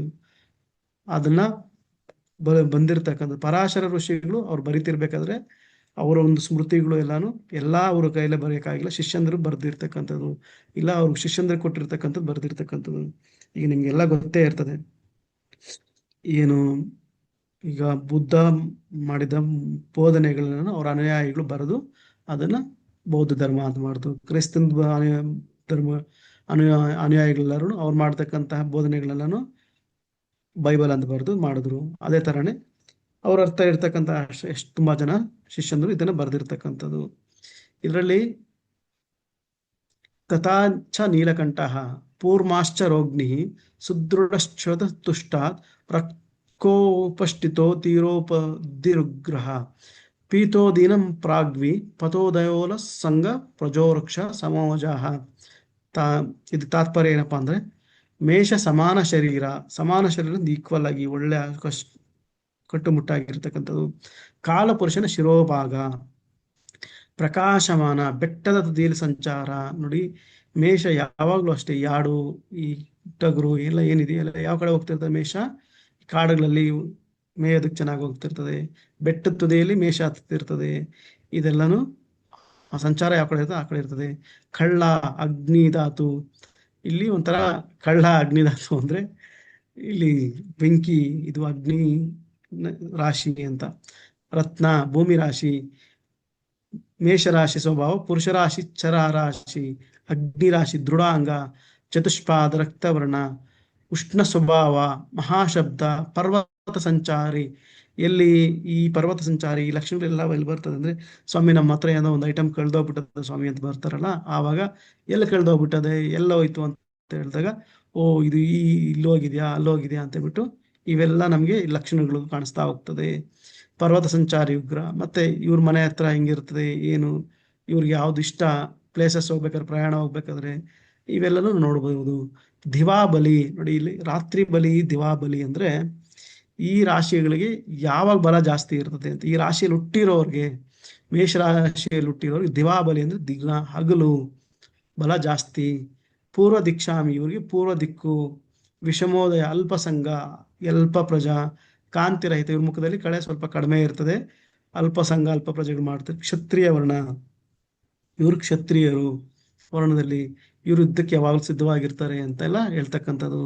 ಸಮಾಂಗ ಮತ್ತು ಈ ಗುಣಗಳಿಂದ ಕೂಡಿರುವುದು. ಜನನಕಾಲ ಲಕ್ಷಣಕ್ಕೂ ಚೋರಾದಿ ಪ್ರಶ್ನೆಗೂ ಪ್ರಯೋಜನವಾಗಿರುವುದು. ನೋಡಿ, ಅವರೇ ಹೇಳ್ತಾ ಇದ್ದಾರೆ ಜನನಕಾಲ ಪ್ರಶ್ನೆ ಲಕ್ಷಣ ಹೆಂಗಿದೆಯೋ ಇದೆಲ್ಲ ನೋಡ್ಕೊಂಡು ಹೇಳ್ಬೋದು. ಯಾವ ತರ ಹೇಳ್ಬೋದು, ಇದ್ರ ಅಧಿಪತಿ ಕುಜನ ವರ್ಣನೆ ಹೆಂಗಿರ್ತದೆ, ಕುಜಗ್ರಹದು ಅದೆಲ್ಲ ತಿಳ್ಕೊಂಡು, ಮತ್ತೆ ಮೇಷರಾಶಿಯ ಈ ಲಕ್ಷಣಗಳು, ಕಾಲಪುರುಷನ ಶಿರೋಭಾಗ ಪ್ರಕಾಶಮಾನ, ಬೆಟ್ಟದ ತುದಿ, ಗಟ್ಟಿಮುಟ್ಟು, ಭೂಮಿ ರಾಶಿ, ಇದೆಲ್ಲ ಇರ್ತಕ್ಕಂಥದ್ದು ಇರ್ತದೆ. ಚೋರಾದಿ ಪ್ರಶ್ನೆಗಳಿಗೆ ನನ್ನ ಪ್ರಶ್ನಾಶಾಸ್ತ್ರಕ್ಕೂ ಕೂಡ ಇದು ಯೂಸ್ ಆಗುತ್ತೆ ಅಂತ ಇದು ಹೇಳ್ತಿದ್ದಾರೆ. ಎರಡನೇದು ಶ್ಲೋಕ. ವೃಷಾಕೃತಿಸ್ತು ಪ್ರತಿದೋದಿತ್ಯ ಸವಕ್ತ್ರಕಂಠಾರಾಯತಸಂ ವಿಧಾತು ವನಾದ್ರಿ ಸಾನುದ್ವಿಪ ಗೋಕುಲಾನಾಂ ಕೃಷಿವಲಾನ ಮದಿ ವಾಸಭೂಮಿ. ನೀಲಕಂಠದಲ್ಲಿ ವೃಷಸ್ಥಿರ ಸ್ತ್ರೀ ಕ್ಷಿತ್ರಶಿತ ರುಕ್ಕೋಯಾಮೇಟ್ ಸುಬರ್ವಯಾನಿಷ ಚತುಷ್ಪಾದ್ ಶ್ವೇತೋ ತಿಶಬ್ಲೋ ವಿಷಮೋದಯತ್ನ ಮಧ್ಯ ಪ್ರಜಾಸಂಗ ಶುಭೋ ವೈಶ್ಯ. ನೋಡಿ, ಇಲ್ಲಿ ಗೂಳಿ ತರ ಹೆಂಗ್ ಕಾಣಿಸ್ತದೆ, ಮುಖ ದೊಡ್ಡದಾಗಿ, ಅದಾದ್ಮೇಲೆ ಕೊಂಬುಗಳು ದೊಡ್ಡದಾಗಿ ಮೇಲೆ ಕೆತ್ತಿರ್ತಕ್ಕಂಥದ್ದು, ಬಲವಾಗಿರ್ತಕ್ಕಂಥ ಋಷಭದ ತರ ಇರ್ತಕ್ಕಂಥದ್ದು. ಇಲ್ಲಿ ಎಷ್ಟು ನಕ್ಷತ್ರಗಳಿದ್ದಾವೆ? 1 2 3 4 5 6 7 8 9 10 ನಕ್ಷತ್ರಗಳಿದೆ. ಈ 10 ನಕ್ಷತ್ರಗಳ ಗುಂಪು ಇದು ಈ ರೀತಿ ಕಾಣಿಸೋದ್ರಿಂದ ಜನರಿಗೆ ಯಾವ ತರ ಕಾಣಿಸ್ತು? ವೃಷಭ ರಾಶಿ ತರ. ಜನರು ಅಂದ್ರೆ ಯಾರು? ಮಹಾತ್ಮರು, ಋಷಿಗಳು, ಪರಾಶರರಿರ್ಬೋದು, ವರಾಮಿಯರಿರ್ಬೋದು, ಯಾರ ಧ್ಯಾನದಲ್ಲಿ ಕೂತ್ಕೊಂಡು ಕೇಳಿದ್ರು ಅವ್ರಿಗೆಲ್ಲ ಈ ತರ ಗೊತ್ತಾಯ್ತು. ಇದು ಪುರುಷನ ಬಾಯಿ. ಇದು ಕಾಲಪುರುಷನ 2ನೇ ಮನೆ. ಕುತ್ತಿಗೆ ನೀಳವಾಗಿರ್ತಕ್ಕಂಥದ್ದು. ಸತು ಧಾತುವಿನ ಬೆಟ್ಟ. ಜರಿ ಗೋಕುಲದಲ್ಲಿ ಸಂಚರಿಸುವುದು. ಕೃಷಿವಲರಿಗೆ ಪ್ರೀತಿ. ಭೂರಾಶಿ. ವೃಷಭ ಸ್ಥಿರ ರಾಶಿ, ಸ್ತ್ರೀ ರಾಶಿ. ಇದು ಭೂಮಿ ತತ್ವ. ರಾಶಿ ಶೀತ ಸ್ವಭಾವ ಇರ್ತದೆ, ಕಾಂತಿ ರಹಿತ, ಗೂಳಿ ಯಾವಾಗಲೂ ಹೆಂಗಿರ್ತದೆ, ಗುಮ್ಮೋದಕ್ಕೆ ಯಾವಾಗಲೂ ರೆಡಿ ಇರ್ತದೆ ಅಂತ. ಆದ್ರೆ ಇದರಲ್ಲಿರ್ತಕ್ಕಂಥವ್ರು ತುಂಬಾ ಅದೃಷ್ಟವಂತರು, ಪ್ರಾಕ್ಟಿಕಲ್ ಆಗಿರ್ತಾರೆ ಜನ. ವಾಯು ಪ್ರಕೃತಿ ಜಾಸ್ತಿ ಇರ್ತದೆ, ಇದಕ್ಕೆ ರಾತ್ರಿ ಬಲ ಜಾಸ್ತಿ. ಇದು ಚತುಷ್ಪಾದ, 4 ಪಾದದ ರಾಶಿ. ಶುಭ್ರ ವರ್ಣ ಅಂದ್ರೆ ಬಿಳಿ ವರ್ಣ, ಮಹಾಶಬ್ದ, ವಿಷಮೋದಯ, ಮಧ್ಯ ಪ್ರಜಾಸಂಗ, ಸೌಮ್ಯ, ವೈಶ್ಯವರ್ಣ, ಶ್ವೇತಾಂಗ. ವೈಶ್ಯವರ್ಣ ವರ್ಣದಲ್ಲಿ ವೈಶ್ಯ. ಮೇಷರಾಶಿ ಕ್ಷತ್ರಿಯ ವರ್ಣ, ಶ್ವೇತಾಂಗ. ಈ ಲಕ್ಷಣಗಳು ವೃಷಭ ರಾಶಿಗೆ ಇರ್ತದೆ. ನೀವು ನೋಡಿ, ಇಲ್ಲಿ ನೋಡ್ತಿರ್ಬೇಕಾದ್ರೆ ಒಂದೊಂದು ರಾಶಿ ಅದ್ರದ್ದು ಎಷ್ಟೊಂದು ವಿಚಾರಗಳು, ರಾಶಿ ಲಕ್ಷಣಗಳು, ರಾಶಿ ಸ್ವರೂಪಗಳು ಬರ್ತಾ ಇದೆ. ಯಾವಾಗ ಬಲ ಇರ್ತದೆ, ಇದ್ರದ್ದು ಯಾವ ತರ ಇರ್ತದೆ, ಇದು ಪುರುಷ ರಾಶಿನ, ಸ್ತ್ರೀ ರಾಶಿನ, ಬಲ ಯಾವಾಗ ಇರ್ತದೆ, ಇದ್ರದ್ದು ವರ್ಣ ಏನು, ಇದ್ರದ್ದು ಲಕ್ಷಣಗಳು ಯಾವ ತರ ಇರ್ತದೆ, ಋಷಭ ಲಕ್ಷಣಗಳು, ಇನ್ನೇನಾದ್ರು ಎಫೆಕ್ಟ್ ಆಗ್ತದ, ಕುತ್ತಿಗೆ ನೀಳವಾಗಿರುವುದು, ಇದೆಲ್ಲ ನೋಡಿ. ಕಾಲಪುರುಷನ ಏನು ಅಂಗಾಂಗಗಳಿಗೂ ಇಲ್ಲಿಗೂ ನಿಮ್ಗೆ ಕನೆಕ್ಟ್ ಆಗ್ತಾ ಇದೆ, ನಿಮ್ಗೆ ಅರ್ಥ ಆಗ್ತದೆ ಅಂತ ನಾನು ಅಂದ್ಕೊಂಡಿದ್ದೀನಿ. 3ನೇ ರಾಶಿ ಮಿಥುನ ರಾಶಿ. ಮಿಥುನ ರಾಶಿ ನೋಡಿ, ಇಲ್ಲಿ ಏನಕ್ಕೆ ಇದು ಮಿಥುನ ರಾಶಿ ಅಂತ ಕಾಣಿಸ್ತು ಅಂದ್ರೆ, ಇಲ್ಲಿ 2 ಸ್ಟ್ರೈಟ್ ಲೈನು, ಕಾಲುಗಳು ಎಲ್ಲ ಬಂದು ಇಲ್ಲಿ ಒಬ್ಬೊಬ್ಬರು ಕೈ ಹಿಡ್ಕೊಂಡಿರ್ತಕ್ಕಂಥದ್ದು ಇಲ್ಲಿ ಕಾಣಿಸ್ತಿರ್ತದೆ. ಇದನ್ನ ನೋಡಿದಾಗ ಯಾವ ತರ ಇದನ್ನ ಎಕ್ಸ್ಪ್ಲೈನ್ ಮಾಡ್ಬೋದು ಅಂದ್ರೆ, ಆಗಿನ ಕಾಲದಲ್ಲಿ ಒಂದು ಸರ್ಪಗಳು ಸುತ್ತಕೊಂಡಿರೋ ತರ ಆಗ್ಲಿ, ಇಲ್ಲ ನೋಡಿ ಇಲ್ಲಿ ನಿಮ್ ಕೆಳಗಡೆ ಪಿಕ್ಚರ್ಸ್ ಕೊಟ್ಟಿದ್ದೀನಿ, ಇಲ್ಲ ಒಂದು ಗಂಡು ಹೆಣ್ಣು ನಿಂತ್ಕೊಂಡಿರೋ ತರ ಆಗ್ಲಿ ಕೊಟ್ಟಿರ್ತಾರೆ. ಇದನ್ನ ಅದಕ್ಕೆ ಮಿಥುನ ರಾಶಿ ಅಂತ ಕರೆದ್ರು. ಇದರಲ್ಲಿ ಶ್ಲೋಕ ನಿಮ್ಗೆ ನೀಲಕಂಠದಲ್ಲಿ ಯಾವ ತರ ಕೊಟ್ಟಿದ್ದಾರೆ, ಯವನಃ ಅಂದ್ರೆ ಯವನಾಚಾರ್ಯರು ಅಂತ ಒಬ್ಬ ದೊಡ್ಡ ಋಷಿಗಳು. ಯೂಶಲಿ ಒಂದು ಕತೆ ಪ್ರಕಾರ ಯವನ ಅಂದ್ರೆ, ಯವನಾಚಾರ್ಯ ಅಂದ್ರೆ ಈ ಗ್ರೀಕರಿಂದ, ಗ್ರೀಕರು ಭಾರತ ದೇಶಕ್ಕೆ ಬಂದಾಗ ಅವರಿಂದ ಬಂದಂತ ಜ್ಯೋತಿಷ್ಯದ ಕಲ್ಪನೆಗಳು, ಲಕ್ಷಣಗಳು ಇತ್ತು ಅಂತ. ನಮ್ಮ ಹಿಂದೂ ಜ್ಯೋತಿಷ್ ಶಾಸ್ತ್ರದಲ್ಲಿ ಪೂರ್ವ ಕಾಲದಲ್ಲಿ ನಮ್ಗೆ ಈ ರಾಶಿ ಪ್ರಭೇದ ಇರಲಿಲ್ಲ ಅಂತ, ಬರೀ ನಕ್ಷತ್ರ ನಾಡಿಗಳು, ನಕ್ಷತ್ರಗಳಿಂದ ನೋಡ್ತಿದ್ರು ಅಂತ ಹೇಳ್ತಿದ್ರು. ಆದ್ರೆ ಕಾಲಾನಂತರ ಅವ್ರಿಗೂ ಈಸಿ ಆಗ್ಲಿ, ಎಲ್ಲಾರ್ಗೂ ಈಸಿ ಆಗ್ಲಿ, ಜನರಿಗೂ ಈಸಿ ಆಗ್ಲಿ ಅಂತ ಈ ರಾಶಿಗಳನ್ನ ಸೇರಿಸಿದ್ರು ಅಂತ ಹೇಳ್ತಾರೆ. ಯವನಃ ಅಂದ್ರೆ ಯವನಾಚಾರ್ಯರು. ಯವನಾಚಾರ್ಯರು ಯಾರು? ಯವನರು ಅಂದ್ರೆ ಯೂಶಲಿ ಇದನ್ನ ಗ್ರೀಕರಿಗೆ ಬಳಸ್ತಕ್ಕಂಥ ಒಂದು ವರ್ಡು ಅಂತ ಹೇಳ್ತಾರೆ. ಅವರು ಜ್ಯೋತಿಷದಲ್ಲಿ ತುಂಬಾ ಮುಂದುವರಿದಿದ್ರು ಯವನರು. ಅದಕ್ಕೂ ಇದಕ್ಕೂ ಎಲ್ಲಾನು ಲಿಂಕ್ ಮಾಡಿ ನಮ್ಮ ಭಾರತೀಯ ಜ್ಯೋತಿಷ್ಯ ಎಲ್ಲಾನು ಅವಾಗ ಇನ್ನೂ ಅಪ್ಗ್ರೇಡ್ ಮಾಡಿದಂಥದ್ದು ಟೈಮು ಇದು. ನೀಲಕಂಠ ಅಂತಕ್ಕಂಥ ಭಾರತೀಯ ಗ್ರಂಥಕರ್ತ. ತೃತೀಯವಾದ ಮಿಥುನ ರಾಶಿ, ಇಲ್ಲಿ ಪಶ್ಚಿಮ ದಿಕ್ಕಿಗೆ ಅಧಿಪತಿ, ವಾಯು ರಾಶಿ, ಶುಕಕಾಂತ್, ಗಿಳಿ ಬಣ್ಣ, ಲೈಟ್ ಗಿಳಿ ಬಣ್ಣ. ದ್ವೀಪದ ಪುರುಷನ ರಾಶಿ ನೋಡಿ, ಇದು ಪುರುಷ ರಾಶಿ. ದ್ವಿಸ್ವಭಾವ, ಸ್ಥಿರ ರಾಶಿ 15 ಭಾಗ, ಚರ ರಾಶಿ 15 ಭಾಗ, ಅರ್ಧ ಅರ್ಧ ಇರ್ತಕ್ಕಂಥದ್ದನ್ನ ದ್ವಿಸ್ವಭಾವ ರಾಶಿ ಅಂತ ಹೇಳ್ತಾರೆ. ಇದಕ್ಕೆ ಕೆಲವು ಮುಹೂರ್ತಗಳಿಗೆ ದ್ವಿಸ್ವಭಾವ ರಾಶಿ ಒಳ್ಳೇದು, ಕೆಲವು ಮುಹೂರ್ತಗಳಿಗೆ ದ್ವಿಸ್ವಭಾವ ರಾಶಿ ಕೆಟ್ಟದ್ದು. ಇವಾಗ ನಮ್ಗೆ ವಿದ್ಯೆ ಕಲಿಬೇಕು ಅಂದ್ರೆ ಫಾಸ್ಟ್ ಆಗಿ ಹಿಂಗ್ ಕಲಿಬೇಕೇನು ಅಂದಾಗ ನಾವು ಚರರಾಶಿ ಇದ್ರೆ ಬೇಗ ಆಗುತ್ತೆ, ಸ್ಥಿರ ರಾಶಿ ಇದ್ರೆ ನಿಧಾನ ಆಗುತ್ತೆ, ದ್ವಿಸ್ವಭಾವ ರಾಶಿ ಇದ್ರೆ ಸ್ವಲ್ಪ ಅರ್ಧಂಬರ್ಧ ಆಗುತ್ತೆ ಅಂತೆಲ್ಲ ಕೆಲವು ಮೂರ್ತಿಗಳಿಗೆ ಹೇಳ್ತೀರಿ. ಒಂದು. ಎರಡನೇದು, ನಾವು ನೋಡ್ತಿರ್ಬೇಕಾದ್ರೆ ಈ ಲಕ್ಷಣಗಳು ಚರರಾಶಿಗಳಲ್ಲಿ, ಸ್ಥಿರ ರಾಶಿಗಳೆಲ್ಲ ಮುಂದಕ್ಕೆ ಜಾಸ್ತಿ ವಿಚಾರ ಹೇಳ್ತೀನಿ. ನಾರದಿ ಸಂಹಿತದಲ್ಲಿ ಏನ್ ಹೇಳ್ತಾರೆ, ಮೇಷಾದಿಕ್ರಮೋ ಅದು ಒಂದು ಮತ್ತೆ ಶ್ಲೋಕ ಕೊಟ್ಟಿದ್ದಾರೆ. ವಿಷ್ಮೋದಯ, ಉಷ್ಣ ಸ್ವಭಾವ, ಮಧ್ಯ ಪ್ರಜಾಸಂಗ, ವನಾಜಾರಿ, ಶೂದ್ರವರ್ಣ, ಮಹಾಶಬ್ದ, ಸ್ನಿಗ್ಧ, ದಿವಾಬಲಿ, ಉಗ್ರ ಸ್ವಭಾವ. ಯಮನರು ಏನ್ ಹೇಳ್ತಾರೆ ಅಂದ್ರೆ, ಪುರುಷನು ಗದೆ ಹಿಡಿದುಕೊಂಡು, ಸ್ತ್ರೀಯು ವೀಣೆಯನ್ನು ಹಿಡಿದುಕೊಂಡು ಏಕತ್ರ ಇರುವುದು, ಕಾಲಪುರುಷನ ಸ್ಕಂದ, ಭುಜ ಕುಣಿಯುವುದು, ಗಾಯನ ಮಾಡುವುದು, ಶಿಲ್ಪಿ, ಸ್ತ್ರೀ ಕ್ರೀಡಾರತಿ, ವಿಹಾರ ಭೂಮಿಯಲ್ಲಿ ಸಂಚರಿಸುವುದು ಮತ್ತು ದ್ಯೋತ ಸ್ವಭಾವ. ಈ ಗುಣಗಳಿಂದ ಮಿಥುನ ರಾಶಿ ಕೂಡಿರುವುದು. ಇದು ಶಿಲ್ಪಿ ಏನಕ್ಕೆ ಬರ್ತದೆ? ಶಿಲ್ಪಿಗೆ ಯಾವಾಗಲೂ ಕೈಗಳು ಭುಜಗಳು ತುಂಬಾ ಗಟ್ಟಿಯಾಗಿರ್ಬೇಕಲ್ವಾ, ಅದಕ್ಕೋಸ್ಕರ ಶಿಲ್ಪಿ ಇಲ್ಲಿ ತುಂಬಾ ಇಂಪಾರ್ಟೆಂಟ್ ಆಗಿ ಬರ್ತದೆ. ಇದು ಮಿಥುನ ರಾಶಿಯ ಲಕ್ಷಣಗಳು. ಶ್ಲೋಕ 4ನೇದು ಕಟಕ ರಾಶಿ. ಈ ಕಟಕ ರಾಶಿ ಹೆಂಗಿದೆ ನಿಮ್ಗೆ ಕಣ್ಣಿಗೆ ಕಾಣಿಸ್ತದೆ. ಕಟಕ ರಾಶಿ ಈ ಒಂದು ಆಗಿನ ಕಾಲದಲ್ಲಿ, ಇವಾಗ ಆ ಕಡೆ ಒಂದು ಈ ಕಡೆ ಒಂದು 2 ಕೊಂಡಿ ತರ ಇದೆ. ಇವಾಗ 2 ಕೊಂಡಿ ಯಾವ ಪ್ರಾಣಿಗೆ ಹೋಲ್ತದೆ?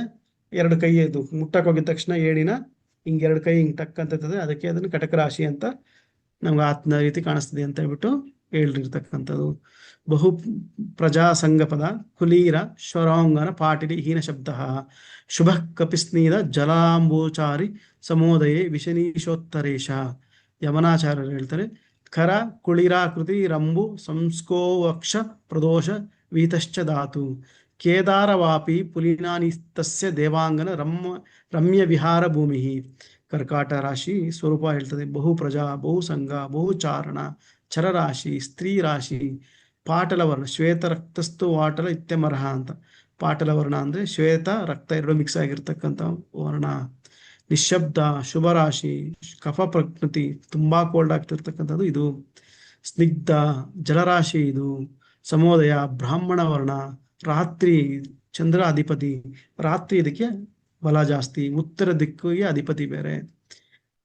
ಯವನರು ಹೇಳ್ತಾರೆ, ಕರ್ಕಾಟ ಋಷಿ ಕುಳಿರಾಕೃತಿ ನೀರಿನಲ್ಲಿರ್ತಕ್ಕಂಥದ್ದು. ಕಾಲಪುರುಷನ ವಕ್ಷಸ್ಥಳ. ಧಾತು ರಾಶಿ ಹಳ್ಳ, ಬಾವಿ ಮತ್ತು ನೀರಿನ ಭೂಪ್ರದೇಶ ಸಂಚರಿಸುವುದು. ದೇವತೆಗಳಿಗೆ ಯೋಗ್ಯವಾದ ರಮ್ಯ ಭೂಮಿಯಲ್ಲಿ ವಿಹರಿಸುತ್ತದೆ. ನೋಡಿ, ನಿಮ್ಗೆ ಹೇಳಿದೆ ಆಗ್ಲೇ, ಒಕ್ಕಳಿಗಿಂತ ಮೇಲೆಗಡೆ ಇರ್ತಕ್ಕಂಥದ್ದು 4ನೇ ಸ್ಥಾನ ಅಂತೆಲ್ಲ ಹೇಳ್ತಾರೆ ಅಂತ ಹೇಳ್ಬಿಟ್ಟು. ಕಾಲಪುರುಷನ ವಕ್ಷಸ್ಥಳ. ಐದನೇ ಮನೆಯಲ್ಲೂ ಅದೇ ತರ ತಗೊಂತಾರೆ. ಇಲ್ಲಿರ್ತಕ್ಕಂಥ ಇದು ಶ್ಲೋಕದವರೆಗೂ ಕಟಕ ರಾಶಿವರೆಗೂ ನಾನು ಇವತ್ತು ಪಾಠ ಮಾಡಿದ್ದೀನಿ. ಈಗ ಆಲ್ರೆಡಿ 10 ಗಂಟೆ ಮೇಲಾಗಿದೆ. ಈಗ ನಿಮಗೆ ಪ್ರಶ್ನೆ ಸಮಯ ಕೊಟ್ಟು ಏನಿದೆಯೋ ನಿಮ್ಮ ಡೌಟ್ಸ್ ಎಲ್ಲ ಕ್ಲಿಯರ್ ಮಾಡಿ ನೆಕ್ಸ್ಟ್ ಕ್ಲಾಸ್ನ ಸಿಂಹ ರಾಶಿಯಿಂದ ನಾವು ಶುರು ಮಾಡೋಣ. ಈಗ ಎಲ್ಲಾನು ಅನ್ಮ್ಯೂಟ್ ಮಾಡಿದ್ದೀನಿ. ದಯವಿಟ್ಟು ಒಬ್ಬೊಬ್ಬರೇ ರೈಸ್ ಮಾಡಿ ಹ್ಯಾಂಡು. ಒಬ್ಬೊಬ್ಬರು ನಾನು ಕೇಳ್ಕೊಂಡು ಹೋಗ್ತೀನಿ. ತೊಂದರೆ ಏನಿಲ್ಲ, ಅರ್ಜೆಂಟ್ ಏನಿಲ್ಲ. ಯಾರೋ ಒಬ್ರು ರೈಸ್ ಮಾಡಿ ಇಟ್ಟಿದ್ದೀರಾ. Ravi Kumar K R sir, ನಿಮ್ಮ ಪ್ರಶ್ನೆ ಕೇಳಿ. ನನ್ನ ಪ್ರಶ್ನೆ ಆಯ್ತು ಸರ್ ಆಗ್ಲೇ ಗುರುಗಳೇ. ಹೌದು, ರೈಸ್ ಮಾಡಿದ್ರಿ ಹ್ಯಾಂಡ್. ಬೇರೆ ಇನ್ಯಾರಿಗಿದೆ ಪ್ರಶ್ನೆ ಇದೆಯಾ?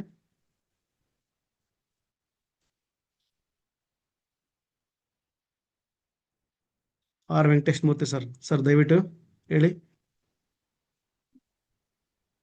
ಗುರುಭ್ಯೋ ನಮಃ. Thank you sir. ನಮಸ್ತೆ ಗುರುಜಿ. ಪ್ರಶ್ನೆ ಅಂತ ಏನೂ ಇಲ್ಲ. ಕ್ಲಾಸ್ಗಳು ತುಂಬಾ ಸ್ಪಷ್ಟವಾಗಿ ಅರ್ಥ ಆಗೋ ತರ ನಿಧಾನವಾಗಿ ಬರ್ತಾ ಇದ್ದಾವೆ. ನೀವು ಹೇಳ್ಕೊಡ್ತಾ ಇರೋದು ಪ್ರತಿಯೊಂದು ಅರ್ಥ ಆಗ್ತಾ ಇದೆ. ನೀವು ಈಗ ಹೊಸದಾಗಿ ಸ್ಟಾರ್ಟ್ ಮಾಡ್ತಾ ಇರೋಂತ ಒಂದು ಕ್ಲಾಸಿನ ಬಗ್ಗೆ ಒಂದ್ ಮಾತು ಮಾತಾಡ್ಬೋದಾ ಗುರುಜಿ? ದಯವಿಟ್ಟು ಸರ್ ಹೇಳಿ. ಈಗಾಗ್ಲೇ ನಾನು ತಾವು ನಡೆಸಿಕೊಟ್ಟಂತ ತಾಂಬೂಲ ಶಾಸ್ತ್ರದ ಕ್ಲಾಸ್ ಅನ್ನ ಅಟೆಂಡ್ ಮಾಡಿದ್ದೀನಿ. ಯಶಸ್ವಿಯಾಗಿ ಪೂರೈಸ್ಕೊಟ್ಟಿದ್ದೀರಿ. ಒಂದೊಂದು ಇಂಚಿಂಚು ಸ್ಪಷ್ಟವಾಗಿ ಅರ್ಥ ಆಗೋ ತರ ನಿಮ್ಮ ಮನೆ ಮಕ್ಕಳಿಗೆ ಹೇಳ್ಕೊಟ್ಟಿದ್ದೀರಿ. ಆ ಒಂದು ಕ್ಲಾಸ್ ಅಲ್ಲಿ ನಾವು ಬಹಳಷ್ಟು ಕಲ್ತಿದ್ದೀವಿ. ಅದನ್ನ ನಾವು ಲೆಕ್ಕಕ್ಕೆ ತಗೊಂಡ್ರೆ ಈಗ ನೀವು ಹೇಳ್ಕೊಡ್ತಾ ಇರೋದು ಇನ್ನೂ ಮುಖ್ಯವಾದ ಕ್ಲಾಸ್ ಇದು. ತುಂಬಾ ರೀಸನಬಲ್ ಪ್ರೈಸ್ ಅಲ್ಲಿ ಹೇಳ್ಕೊಡ್ತಾ ಇದ್ದೀರಿ. ನಾನು ಈ ಕ್ಲಾಸ್ ಅನ್ನ ಬೇರೆ ಕಡೆ ಹುಡ್ಕಾಡ್ತಾ ಇದ್ದೆ. ಸೊ ಖಂಡಿತವಾಗ್ಲೂ ಅಟೆಂಡ್ ಆಗ್ತೀವಿ ಗುರುಜಿ. ಅದೊಂದು ವಿಷಯ ನಿಮ್ಗೆ ಹೇಳೋಣ ಅಂತ ನಾನು ಕಾಲ್ ಮಾಡಿದೆ. ಈಗ ತುಂಬಾ ಸಂತೋಷ. ಮೊನ್ನೆ ಕ್ಲಾಸು ಕೂಡ ತುಂಬಾ ಯಶಸ್ವಿಯಾಗಿ ನಡೆಸ್ಕೊಟ್ಟಿದ್ದೀರಿ. ನಾನು ಆ ಕ್ಲಾಸ್ ಅಲ್ಲಿ ಭಾಗವಹಿಸಿದ್ದೀನಿ. ಅದ್ರ ಫಲವನ್ನು ಕೂಡ ಪಡ್ಕೊಳ್ತಾ ಇದ್ದೀನಿ. ಈಗಾಗ್ಲೇ ಅದರ ಲಾಭವನ್ನ ಸ್ಟಾರ್ಟ್ ಮಾಡಿದ್ದೀನಿ ನಾನು. ಸೊ ಇದಕ್ಕಿಂತ ಮುಖ್ಯವಾಗಿ ನಾವು ಒಂದು ಸಮಯವನ್ನ ಫಿಕ್ಸ್ ಮಾಡಿ ಕೊಡೋಂಥದ್ದು ಇರ್ತದಲ್ವಾ, ಮುಹೂರ್ತ ಫಿಕ್ಸ್ ಮಾಡೋಂಥದ್ದು, ಇದು ಬಹಳ ಮುಖ್ಯ ಆಗುತ್ತೆ ಸಮಾಜಕ್ಕೆ. ಅಂಥದನ್ನ ನಾನು ಹುಡ್ಕಾಡ್ತಾ ಇದ್ದಂತ ಸಬ್ಜೆಕ್ಟ್ ನ ತಾವು ಸ್ಟಾರ್ಟ್ ಮಾಡಿದಿರಿ. ಅದು ನಿಮ್ಮಲ್ಲಿ ಕಲ್ತ್ಕೊಳ್ಳೋದಕ್ಕೆ ನಾನು ಬಹಳ ಉತ್ಸಾಹಕನಾಗಿದ್ದೀನಿ ಗುರುಜಿ. ಅದೊಂದು ವಿಷಯ ತಿಳಿಸೋಣ ಅಂತ ನಾನು ಇವಾಗ ಕ್ಲಾಸಿಂದ ಹೊರಗಡೆಗೆ ಹೋಗ್ತಾ ಇದ್ದೀನಿ. ನಿಮ್ ಪರ್ಮಿಷನ್ ತಗೊಂಡು ಈ ವಿಷಯ ಹೇಳಿದ್ದೀನಿ Guruji. Thank you sir. Thank you. Venkatesh sir, ನಿಮ್ ಪ್ರಶ್ನೆ. Venkatesh K S. ಗುರುಗಳೇ ನಮಸ್ಕಾರ. ನಮಸ್ಕಾರ ಸರ್. ಕ್ಲಾಸ್ ತುಂಬಾ ಚೆನ್ನಾಗಿ ಅರ್ಥ ಆಗ್ತಾ ಇದೆ. ಬಹಳ ನೀಟಾಗಿ ಹೇಳ್ಕೊಡ್ತಾ ಇದ್ದೀರಿ. ನೋಟ್ಸ್ ಬಹಳ ಚೆನ್ನಾಗಿದೆ. ಎಲ್ಲ ಪುಸ್ತಕಗಳಿಗಿಂತನೂ ತಮ್ದು ತುಂಬಾ ಚೆನ್ನಾಗಿ ನಮ್ಮ ಭಾಷೆಗೆ ತಕ್ಕನಾಗಿ ಅರ್ಥ ಆಗಂಗೆ ಹೇಳ್ಕೊಡ್ತಾ ಇದ್ದೀರಾ. ಧನ್ಯವಾದಗಳು. ನನಗೆ ಒಂದು ಡೌಟ್ ಅಂದ್ರೆ, ಈಗ 2 ರಾಶಿಗಳ ಮಧ್ಯೆ ಸಂಧಿ ಬರುತ್ತಲ್ಲ, ಆ ಟೈಮಲ್ಲಿ ಏನಾದ್ರು ಲಗ್ನ ಬಂದ್ರೆ ಅವಾಗ ಯಾವ ತರ ನೀವು ಗಣನೆಗೆ ತಗೊಳ್ತೀರಾ ಅನ್ನೋದು ಒಂದು ಸ್ವಲ್ಪ ಇಂಟ್ರೆಸ್ಟಿಂಗ್ ಪಾಯಿಂಟ್ ಆಗಿತ್ತು. ಮುಂದಿನ ಕ್ಲಾಸ್ಗಳಲ್ಲಿ ಹೇಳ್ಕೊಡ್ತೀನಿ ಸರ್. ಲಗ್ನಗಳು ಅದು ಪ್ರಿಡಿಕ್ಷನ್ಸ್ ಬರುತ್ತಲ್ಲ, ಆ ಟೈಮಲ್ಲಿ ನಾನು ನಿಮ್ಗೆ ಹೇಳ್ತೀನಿ. ಸರಿ ಗುರುಗಳೇ, ನಮಸ್ಕಾರ, ಧನ್ಯವಾದಗಳು. Okay sir. ಬೇರೆ ಇನ್ಯಾರಿಗಾದ್ರೂ ಪ್ರಶ್ನೆ ಇದೆಯಾ?